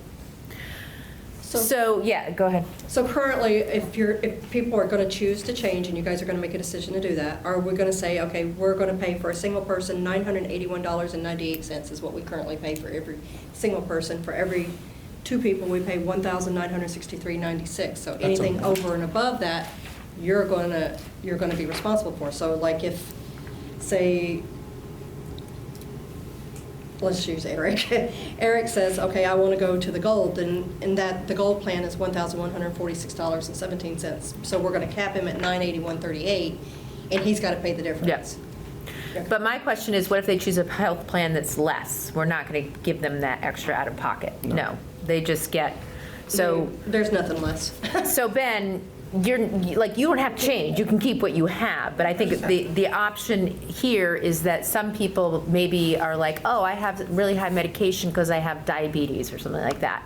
And this plan actually would be better for me to have this plan because I end up spending blah, blah, blah, right? So I think that, if you don't want to make any changes, you don't have to. But to your point,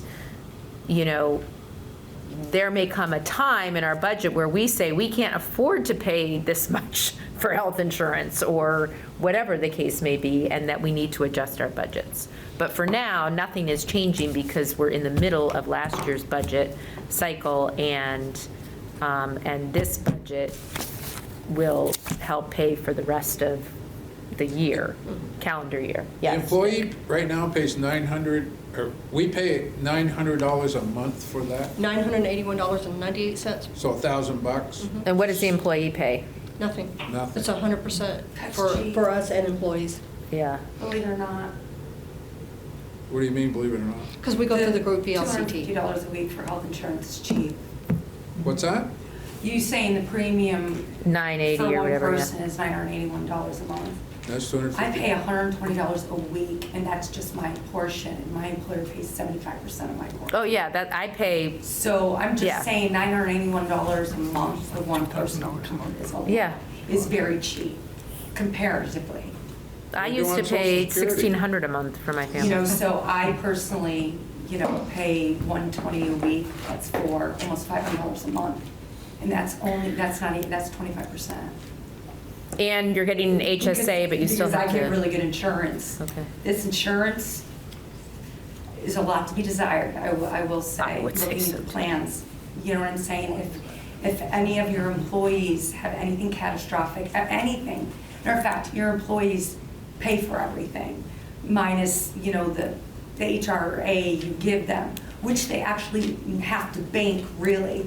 So their out-of-pocket costs, they pay for it. Out of pocket. They go to the dentist, they go to the eye doctor, out of pocket. Preventative, they're covered. If you're sick not covered. You're paying your doctor to go see your doctor if you sick. So they don't go because they're sick, and they don't go because they don't really have that money to pay for it, because they're saving their HRA. So if something catastrophic happens, because then they have to pay all that. Like drop dead, they're in trouble. Need an ICD, you're in trouble. You know what I mean? You have very basic insurance in general. So being able to give them an option is nice. You know, like I could never marry him and be on his health insurance. I wouldn't make it. You know what I mean? I wouldn't. No. Sorry, but that's why we're not married. Yes. the whole reason. I only heard the first part of that statement. I mean, like, don't really need to change it. But, right, exactly. But you know what I'm saying? So your insurance is basic, so being able to give the option is nice. And, you know, and what Sarah said, the option was always there. I have to be honest with you. I never realized that until you gave out that. You know, because I read all that to try to help them understand what it is that they're looking at, because it can be very difficult to understand. Yeah, no, I know, it's complicated. All right, I've got Elias and Sarah. Elias. Just another point of reference, we pay $750 a month for employees' health insurance. So you guys are doing pretty well, compared to my school. Oh yeah, I mean, my work too, I paid per month, I paid like $1,600 for a family. Sarah. You're muted. I hate to bring this up, but I'm glad you're here, Peter. Do you remember when you started the HSA program? Do you remember what that was intended to cover? The uninsured medical expenses. Correct. It was Do we have an in my 12 years as being town clerk, that HSA has never increased. Or a two person, it's 1850. Wait a minute, I can't hear what she's saying. I'm saying that when the board came up with the HSA system, the idea was that this would cover the deductibles, basically, because that's what the deductibles were back then. But in my 12 years here, that HSA has never increased once. Gotcha. Yep. Are you saying we also have an HRA? We have an HSA, we don't have an HRA. Okay. So we have an HSA, and that amount has not changed. But the deductibles are... The deductible has changed. Yeah, how much is the deductible for a family, for a single person? On our current plan? Yeah. It's 54, wait a minute. So we're basically paying half the deductible. No, it's 20. It's $2,100 per person, and then $1,850 for a single and $2,350 for the double, I believe. For the HSA. For the current plan, the deductible is $2,100. You can contribute to your own HSA. Do we allow that or Yes. not? Okay. How much is the HSA that you put in? $1,850 for a single person and $2,350 for two people. I'm jealous. It's interesting to listen to everybody around here and their different plans. The real issue here, the bottom line here, is that the health care program in this country is terrible. And the town of Middlesex and the town of Moortown or any town in the state of Vermont is not going to correct it. There's going to be some unhappy people. The only thing we can do is do the best we can do. And if it works for you, it works for you. If it doesn't, we can see what we can do, but really, Yep. we can't fix the big picture. Yep. And I would say that, it sounds like you don't think our plan is that great as far as a plan goes, but the fact that the employees don't pay a premium out of their pocket every paycheck is the trade-off for this. And now we're moving towards a potential that you could stay where you're at, or you could add extra out of your paycheck for something better. Okay, so I guess my question is to the employees, does that sound like something that they're interested in? It sounds like it's not, it's just more of a like some administrative work on yeah. your end, And but I've actually got the. is that something that people are amenable to? Do you want to change your plan? We'd like to look at it. I'd like to know a little more about it. Yeah. Because the only thing we've really been told is silver, bronze, whatever it is. Do you remember, did you guys get this email? I never got that. Oh, yeah. Or if I did, I threw it out by mistake, because I did that to a couple of guys. Sarah, I know you're not staying, but does that, if you were, would that be like, oh, I'm so happy? You're muted. Yeah, you. I thought you were asking Zara, her hand is up. So are you asking? No, I'm just asking you, Sarah, like, if you had a say, which you do because you're an employee, but you're leaving, like, do you like the idea of having choice? Well, I always knew I had a choice. It's in the personnel policy. You guys, so I always knew that. I just didn't care. But what Elias was talking about, did you say that like half of your employees are on the exchange, Elias? No, we can't use the exchange because we have too many employees. Okay. We're So, 50 over. 50 and over. So that's a big difference. And I don't know how many people work in Michelle's workplace, but that probably might limit her on what plan she can choose. But I'm wondering if we're so small that we could actually get people on the exchange, it might be cheaper. Yes, you can send people to the exchange and then they actually qualify for benefits. I mean, half of our employees would make out much more if they got the exchange subsidies. And we've looked at just offering it and paying the penalty, but half of them make out worse. Zara. So my question, Liz, is Elias has offered to help answer some confusion a lot. Like, does that mean you could do a meeting at the town garage with the four guys so that they can understand that a little bit better, or at town hall with Cheryl? I mean, my knowledge is more administrative. If you're asking about plans, you should talk to Blue Cross Blue Shield. Yeah. Okay. What were you? Or, no, just we should probably get together and talk to somebody that actually has knowledge on it. Okay, and just, it sounds like you guys have to make this decision within, like, it's the 7th already, and if it has to be decided by the 15th, then this is something that has to happen, like, in the next, We must have a contact at That's Blue what I was Cross just. Blue Yes, Shield. Peter. There's a phone number here for a person. We have no time to make these changes. I'm just telling you, we're gonna create a hellish nightmare if we say to people now, you've got, 5 days or 6 days or whatever it is to make up your mind about this.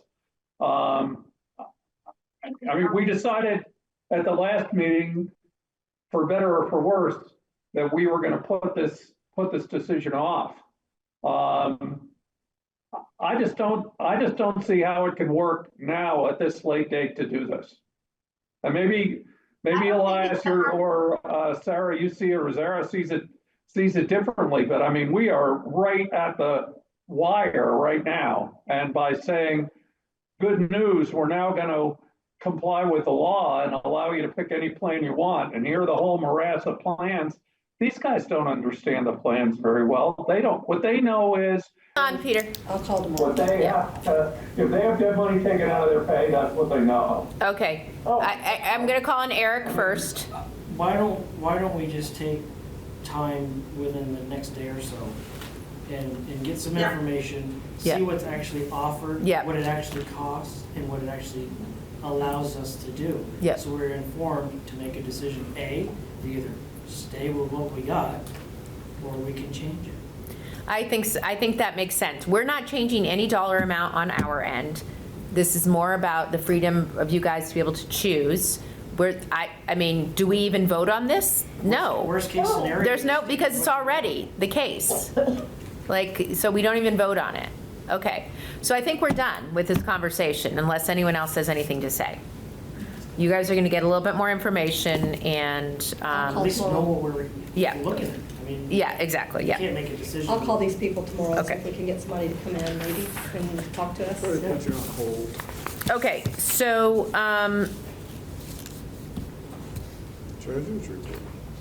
the only thing, Elias, can I say one more thing about the exchange? Is that my only concern with the exchange is that because I do volunteer income taxes for people, there are a lot of people who get surprised when they have to pay back money to the state because they got a lot of overtime one year or vice versa. So that would be my big worry, would be like, oh, you're going to do so great on the exchange, and then they end up getting the subsidy and then having to pay it back, and it ain't pretty at tax time. So. All right. Okay, so we are now to the treasurer's report at 6:40, 40 minutes late. Thank you, you guys. You're welcome to stay for the rest of the meeting. We still have quite a bit to go through. I think I'm gonna step out. Okay. Oh, come on. Thanks for coming. Thanks for your input. Okay. So you guys got the audit? Yep. Did you look at it? No, I haven't. Okay. not yet. So we're in a deficit. Oh, But it's because of the The flood. floods. So and if you read the one little financial highlight, we're in a deficit of $243,098 Oh, that's nice. unrestricted net position. oh, Our activities decreased by $1,957,731, and we had absolutely no findings. oh, well, that's So that was great. great. We do have a couple adjusting entries that she's gonna have to make, but Okay. I tied all these numbers out to our books. Yep. I By feel like we looking at just did this, Cheryl. Has it really been a year? Yeah, it has. Okay, and how long have we used her?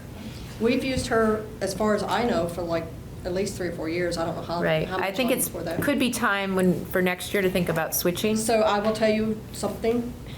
Yeah.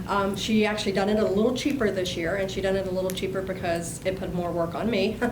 But we have to have a single audit next year because we're getting the FEMA money. So that's going to increase the cost substantially. Okay. And my understanding is Bonnie's like $8,000 to $10,000 cheaper than any other people that do the audits. It's not so much about cheaper, it's about that you're supposed to switch every. Right, oh no. it's Every totally 5 it. years or It's so. totally it. I mean, I get what you're saying. Yeah, so maybe we keep her for one more year for this single audit, and then we move on to someone else. Right, to do something else, I Yeah. agree. Yeah. And I mean, like I said, it was a lot more work this year. Yeah. It was crazy, removing paper clips and staples. Okay. She said if anybody has any questions about it, she actually was gonna come tonight, she was gonna Zoom in tonight. Okay. But she's got the same thing Sarah's got, so she ended up Okay. going home. That's a shame. Okay. So since we haven't reviewed it and had time to review it, at least I haven't, can we put this off to accept it for the next meeting? Is everyone okay with that? I'd prefer You prefer that? Yeah, not the meeting for the budget, but the next select the board. 21st. Yeah, the 21st. So Sarah, could you put that on the agenda for the 21st? Put the audit on for the 21st. Yeah, okay. Any other questions for Cheryl? No, okay. Highway report, update on road conditions, equipment, FEMA, et cetera. Snowy. Yeah, it was slick out there. Any accidents on the Middlesex roads? See where people have gone off, but Yeah. Just truck drivers blocking up snow bus stops for us. How are how are the trucks? just waiting on the Kenworth, which we should have back this week. Okay. And, As we all Yes. know, and it always comes up every winter, how about, there's a lot of people pushing snow across the road that shouldn't be Yes, pushing across the that's road. Absolutely true. Do you want to enforce that, or do we want somebody to do it, or? I can, are we able to? I mean, the one, well, of course, you got Hickory and Picard down there having a constant battle.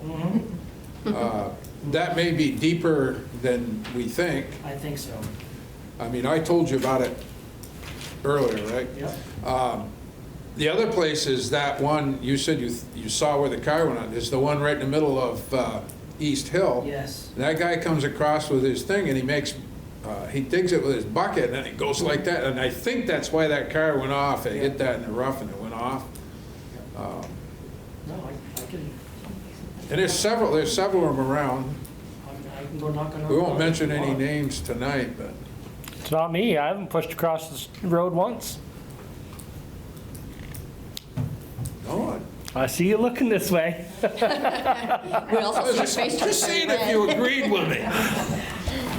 I think 2 years ago, I think I got a comment about, what about that select board guy that pushes across the road? I have stopped in to ask for the license. Who? A couple of customers on, or a couple of residents on Culver Hill.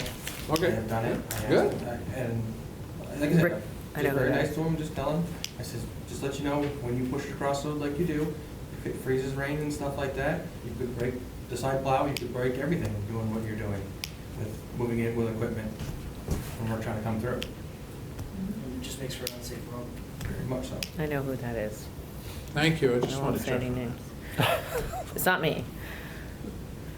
I don't think. Everyone just aims for your mailbox, that's all. Right, they aim for my mailbox. Zara, you had a question? Just, is that worth a front porch forum post? I was just gonna say, Maybe. Zara could use her typing magic. Just remember, it's Vermont state statute. I was gonna say, it's a law, correct? The Vermont state statute, Right. yes. Yeah. Yep. Yeah. Okay, that'd be great. Yeah, it's probably a good reminder. We could probably find that statute. Okay, how did, I saw the notes from the meeting that you guys attended, like Zara and maybe Mike and you, Eric, for the, flood, the round table. Yes. How did that looked like it was. It was good. I thought it productive. was very informative. Yeah, okay, Zara, you got something out of it too? Yeah, absolutely. They had breakout sessions. They've got a little survey going now. They plan on having more meetings.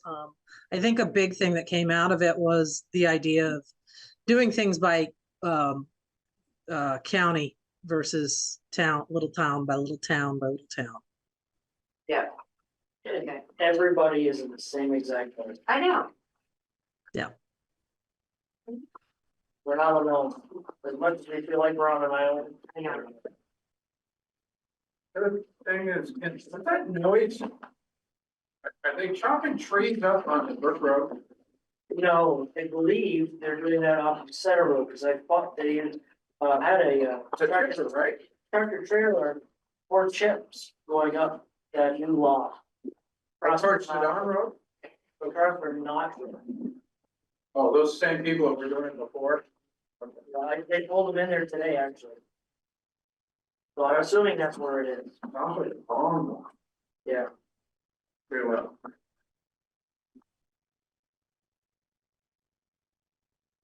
So, okay, is there anything else on the FEMA? How's that? Sorry, any news?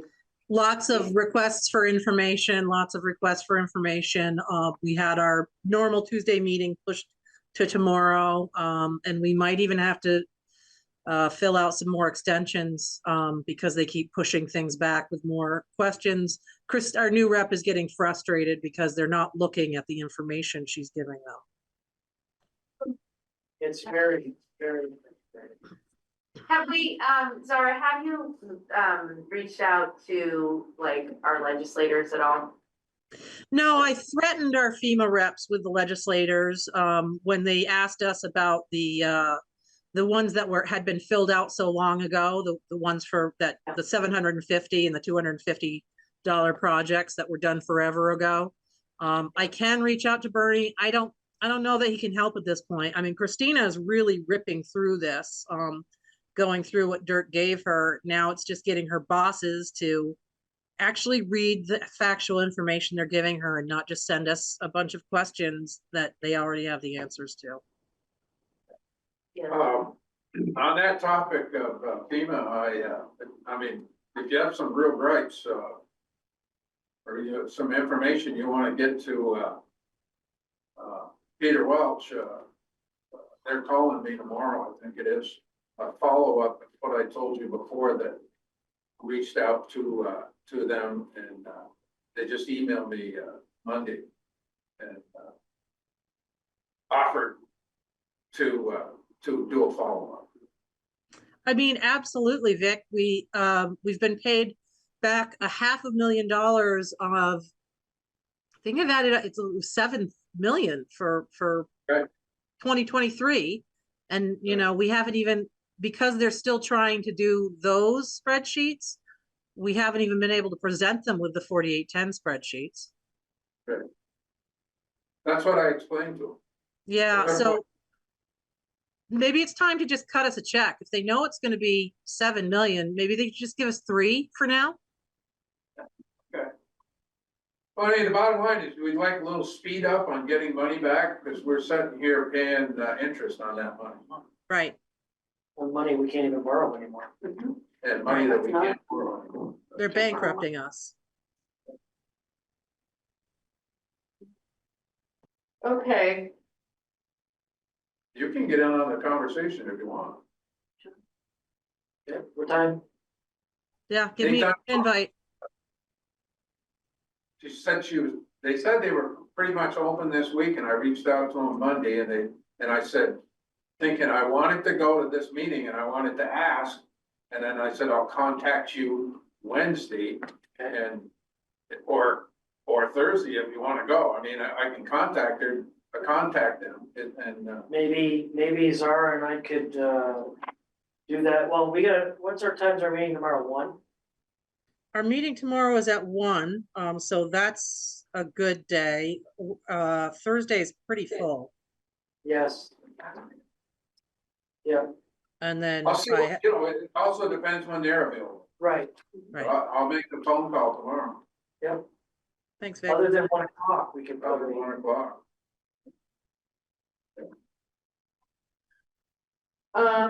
Okay, so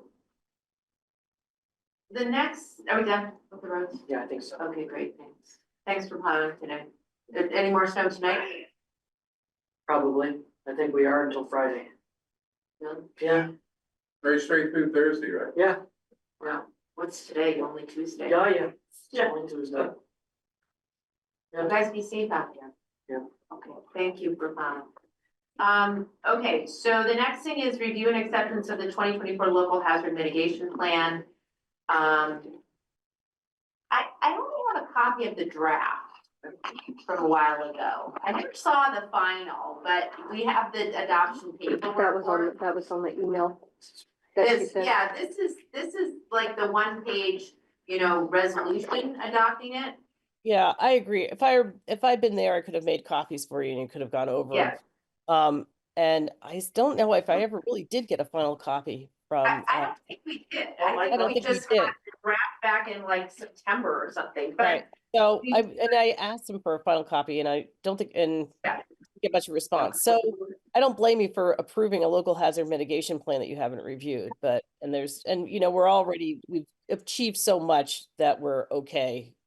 Yeah, and I mean, I feel comfortable adopting it without having fully reviewed the final draft. It will make life a lot easier. I think it would too, and so, so I would ask for a motion that we approve it, and then I can sign it tonight. Yes, Peter? I agree 100% and I'll make the motion. I'll second. Okay, Zara seconds. Peter moves. All those in favor of adopting the Town of Middlesex local 2025 local hazard mitigation plan, say aye. Aye. Okay, the ayes have it. Is All it right, so 2020, I'll is sign- it 2025 or 2024 on that? Says 2025. Okay. Great. Victor, I'll call you tomorrow. Who called me when? Call you tomorrow. Yeah, I don't think I can touch base until 10 o'clock or so. That's And fine. then do you want to A attest little it? better than bankers. Can she? No. Or doesn't matter? Sure. Okay. Okay, and then I think I just want to see if Will said anything else needed to be done. I think not. I think that's it. we just get to sign it. Okay. Okay, so, orders. Do we have orders? Yep, we've got orders. Okay, correspondence. Yes. Randy, you have some correspondence? No, I was Oh, just he's saying waving. goodbye. Okay, bye. The only thing that I wanted Lowry asked me to correspond about the heating system, that he had one person in already from Efficiency Vermont, and then he's hoping someone's coming in on Thursday to do another quote for a heating system for this building. And then the radon guy is supposed to come on the 9th, which is Thursday, but we don't have our radon detector. And I was hoping I could have gone to Home Depot and picked one up, but it just didn't work out. So I'm gonna call the guy and say, listen, we don't have the radon detector. Should we postpone this for 2 more weeks? And, hopefully he can fit us in a couple of weeks. When's he coming? He's supposed to come on Thursday. But I think, so I don't know how radon works, but I think he would like us to be able to test it over a few weeks, like move it from this room over here to this room over here to downstairs. And so I think Oh, the little test kit thing? No, it's like a radon detector, and like it connects to your phone, so you can see, like, you could have it in on overnight and see if there's, something different happening. You put it in the vault for the day. So he really wants to be able to see if there's, because that depends on, because it could be that we don't actually need like something in the vault. It could be that we need a filtration system in the building. And so, because it could be in other places, or it could be that it's very localized to one section and then you do something different. So that's what we need to know. So I think if it makes sense to you guys, I will reach out to him and ask him to reschedule. Something. That's it. That's what it's called. It's called Air Things. Such a dumb name, Air Things. But that's exactly what we ordered, isn't it? You ordered it, right? Oh, The Air Things. the link you sent. Yeah, the link I sent. Yeah, okay. And what happened to it? Just didn't show up? Well, no, it's not that. It's that we forgot to order it. But it is ordered now. It's ordered now, yes. Okay. And so we thought we also had one already, and, so anyway, so I'm going to reach out to this guy and postpone that, if everyone's okay with that. Okay. Considering and improving a third-class restaurant bar license for the Black Sheep Food Company for a new restaurant at the old filling station site on Route 2, action likely. Do we have the paperwork for that, for me to sign a liquor license? Yes, Sarah?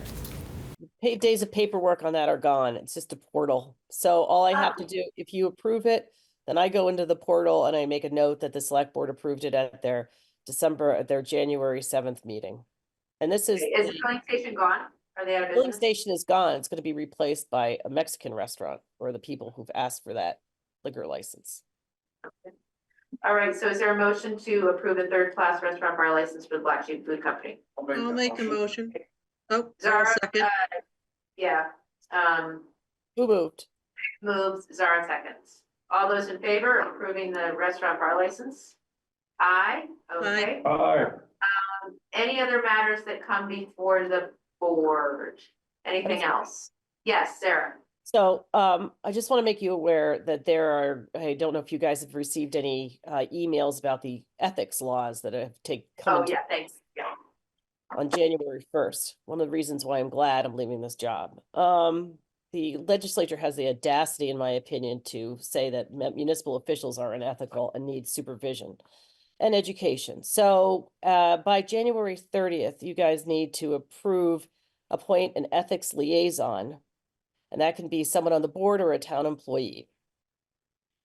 So think about who you would like to have as your ethics liaison. I would suggest it not somebody who is stepping down by March 4th. Hey, Sarah. Peter, you're out. Staying out of it. What? You weren't listening. No. What did you say? She nominates you. Yeah, that would be great. I don't think they want to hear from me. Okay, so, yeah, so what this means is that we're all highly recommended to take a video of how to behave in an ethical manner as a select board. So I will ask all of us to do that. And then we do need to have this liaison. And this liaison is, what is their duty, Sarah? It's like if someone complains, you have to. Right, so let me just, it goes on. I mean, the liaison is, the municipality needs to pass an ordinance, a rule, or a policy or procedure regarding complaints of unethical behavior. I'm not sure that we have that provision in our personnel file or a personnel code, whatever, personnel policy. And that liaison will receive those complaints, and there will be a whole form. We've got to put it on our website, just like we had to put on our website, a form for people who feel as though they were left out of a public meeting unfairly. So you have to pass a complaint investigation ordinance, rule, policy, or procedure. You have to adopt one. I do not believe that we have a complaint policy. And I know Plainfield does, and I might reach out to them to get their copy. Who does? Plainfield already has one. Okay. An ethics policy. And then people can take then they can take the training. So there are several steps you have to go, but that's what the liaison's going to do. They're going to be the person who is going to deal with the complaints. So that's why it has to be a town employee or a board member. Whatever. Yeah, I don't think it should be the chair. The complaints are probably gonna be about me. More likely about me. Touche. And I guess this liaison will take the complaint from the town and go to the ethics committee because there's now an ethics committee. So, you're working between the state and the municipality. With the road. By the end of the month, I thought it said. It does, but I just want to give you guys a heads up to think about that for the next meeting, because you'd probably need to appoint somebody on the 21st. Wait, did it say it shouldn't be someone on the board? Or it No, has to be someone? it has to be a town employee, or I believe it's a town employee or someone, a member of a municipal board. It just can't be some random person in town. Oh, it can't be some random person. I don't think so. I mean, I'll check. So it could be Maybe- somebody on the road committee?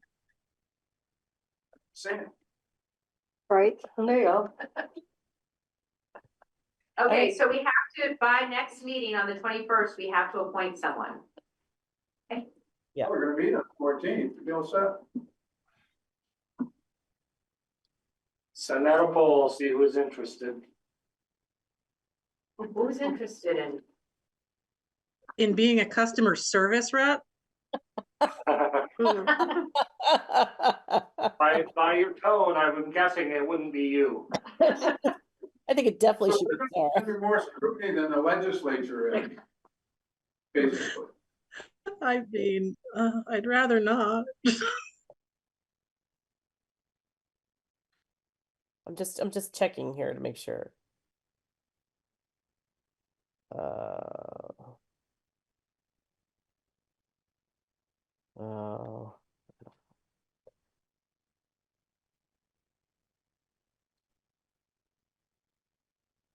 I don't know. Each municipality's legislative body must designate either an employee or one of its own members to serve as its ethics liaison to the State Ethics Commission by January 31st. Can we, I'll do it till March 5th, and then can we appoint one of the two new select board members? 3 new select board members. Oh, there you go. You know what? That sounds like a great plan to me. I think so too. Thanks, Sarah. Sure. I'm gonna put an out of office until. I don't know if that's gonna work. Show that I said Zara was too busy, okay? Well, Well, hopefully we don't get any. Then it says assign a municipal officer or body, i.e. designated complaint receipt, to receive complaints alleging violations of the municipal code of ethics, which, by the way, we have to post it on our website. So, I mean, I think we got 2 things going on here. One is we got to appoint a liaison who's going to deal with the State Ethics Commission for reasons I don't understand. And then we also have to, you serve as on the State Ethics Commission. And then also you have to appoint a municipal officer or body to receive complaints. Because so it's got to be 5 select board members or a town employee. I don't know what that means. It's very vague. Okay. So. Well, there is an email I think we could reach out to just clarify too. I'll reach out.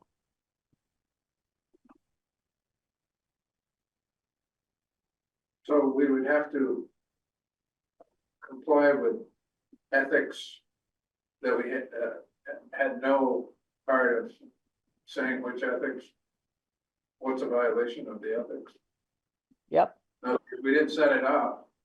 We're not part of setting it up, we're just part of just enforcing it. I think so, yeah.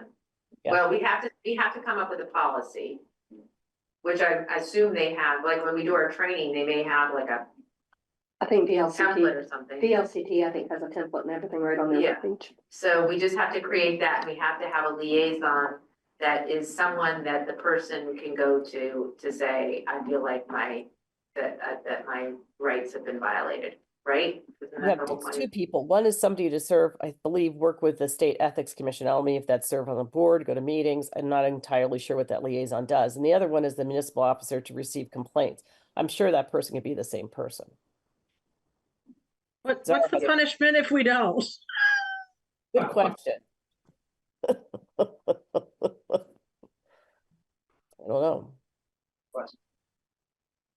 I know, yeah, what are they gonna do? Come and fire us? Right. Shut us down as a town? No. Kidding, Orca. FEMA's gonna do that. Take away our state aid to highways. That's all they have on us. They haven't given them to us yet. Yeah, right? Maybe they'll have somebody from FEMA come and talk to us about ethics. Well, you know, you guys are required, select board members are required to take the ethics training. It's not optional. So let me tell you all something just very quickly, and I know the meeting's just about over and we're tired. But as part of having an insurance license, I had to suffer through 20 hours of ethics training every 2 years. And having done this for 44 years, I couldn't help myself. We're in this class, the company's paid for the class, everybody has to sit through it. I raised my hand and I said, you know, I got to tell you something. I know you're a nice woman, you're trying to educate us, but I've been going to these classes for 44 years and I haven't learned anything that I didn't learn in 4th grade church school. Right. You know, I mean, they make it into a much bigger thing than it is, and they get everybody all stirred up and it's crazy. Anyway. It's not only the select board, also the board of the BCA, the Board of Abatement, and the DRB has to take this training. Every single person who's on a board has to take this training. And every year, I think. Yeah, Every year. The training is fine. It's this having more responsibility on an already stretched volunteer base. I know, right? The legislature for you. Insane. Yeah, I can watch a video as well as anyone, but I can't believe that you have to do all this other stuff. Right. Okay, so are there any other matters that come before the board at 7:10? Otherwise, Zara, we do have 3 signatures here, so you should. I'm coming in tomorrow. You are, okay. We'll close the meeting at 7:08 p.m. And everyone have a great time. And Peter, we will see you at the next meeting. Okay, don't forget your meeting again on the. I'm looking forward to it very much. Your meeting on the So 14th. we're meeting on the 14th at 6 o'clock, right? Yeah, 14th at 6. Zoom link. 5 o'clock. 5 o'clock. Okay, guys. No, Yeah. 6. Wait a minute. 6. Randy can't meet at 5. Oh, okay. It wasn't the Susan thing. All right, 6. But you can start at 5 if you want. No, 6. Done at 6. All right. Thank you. Thank you. Goodbye. Bye-bye.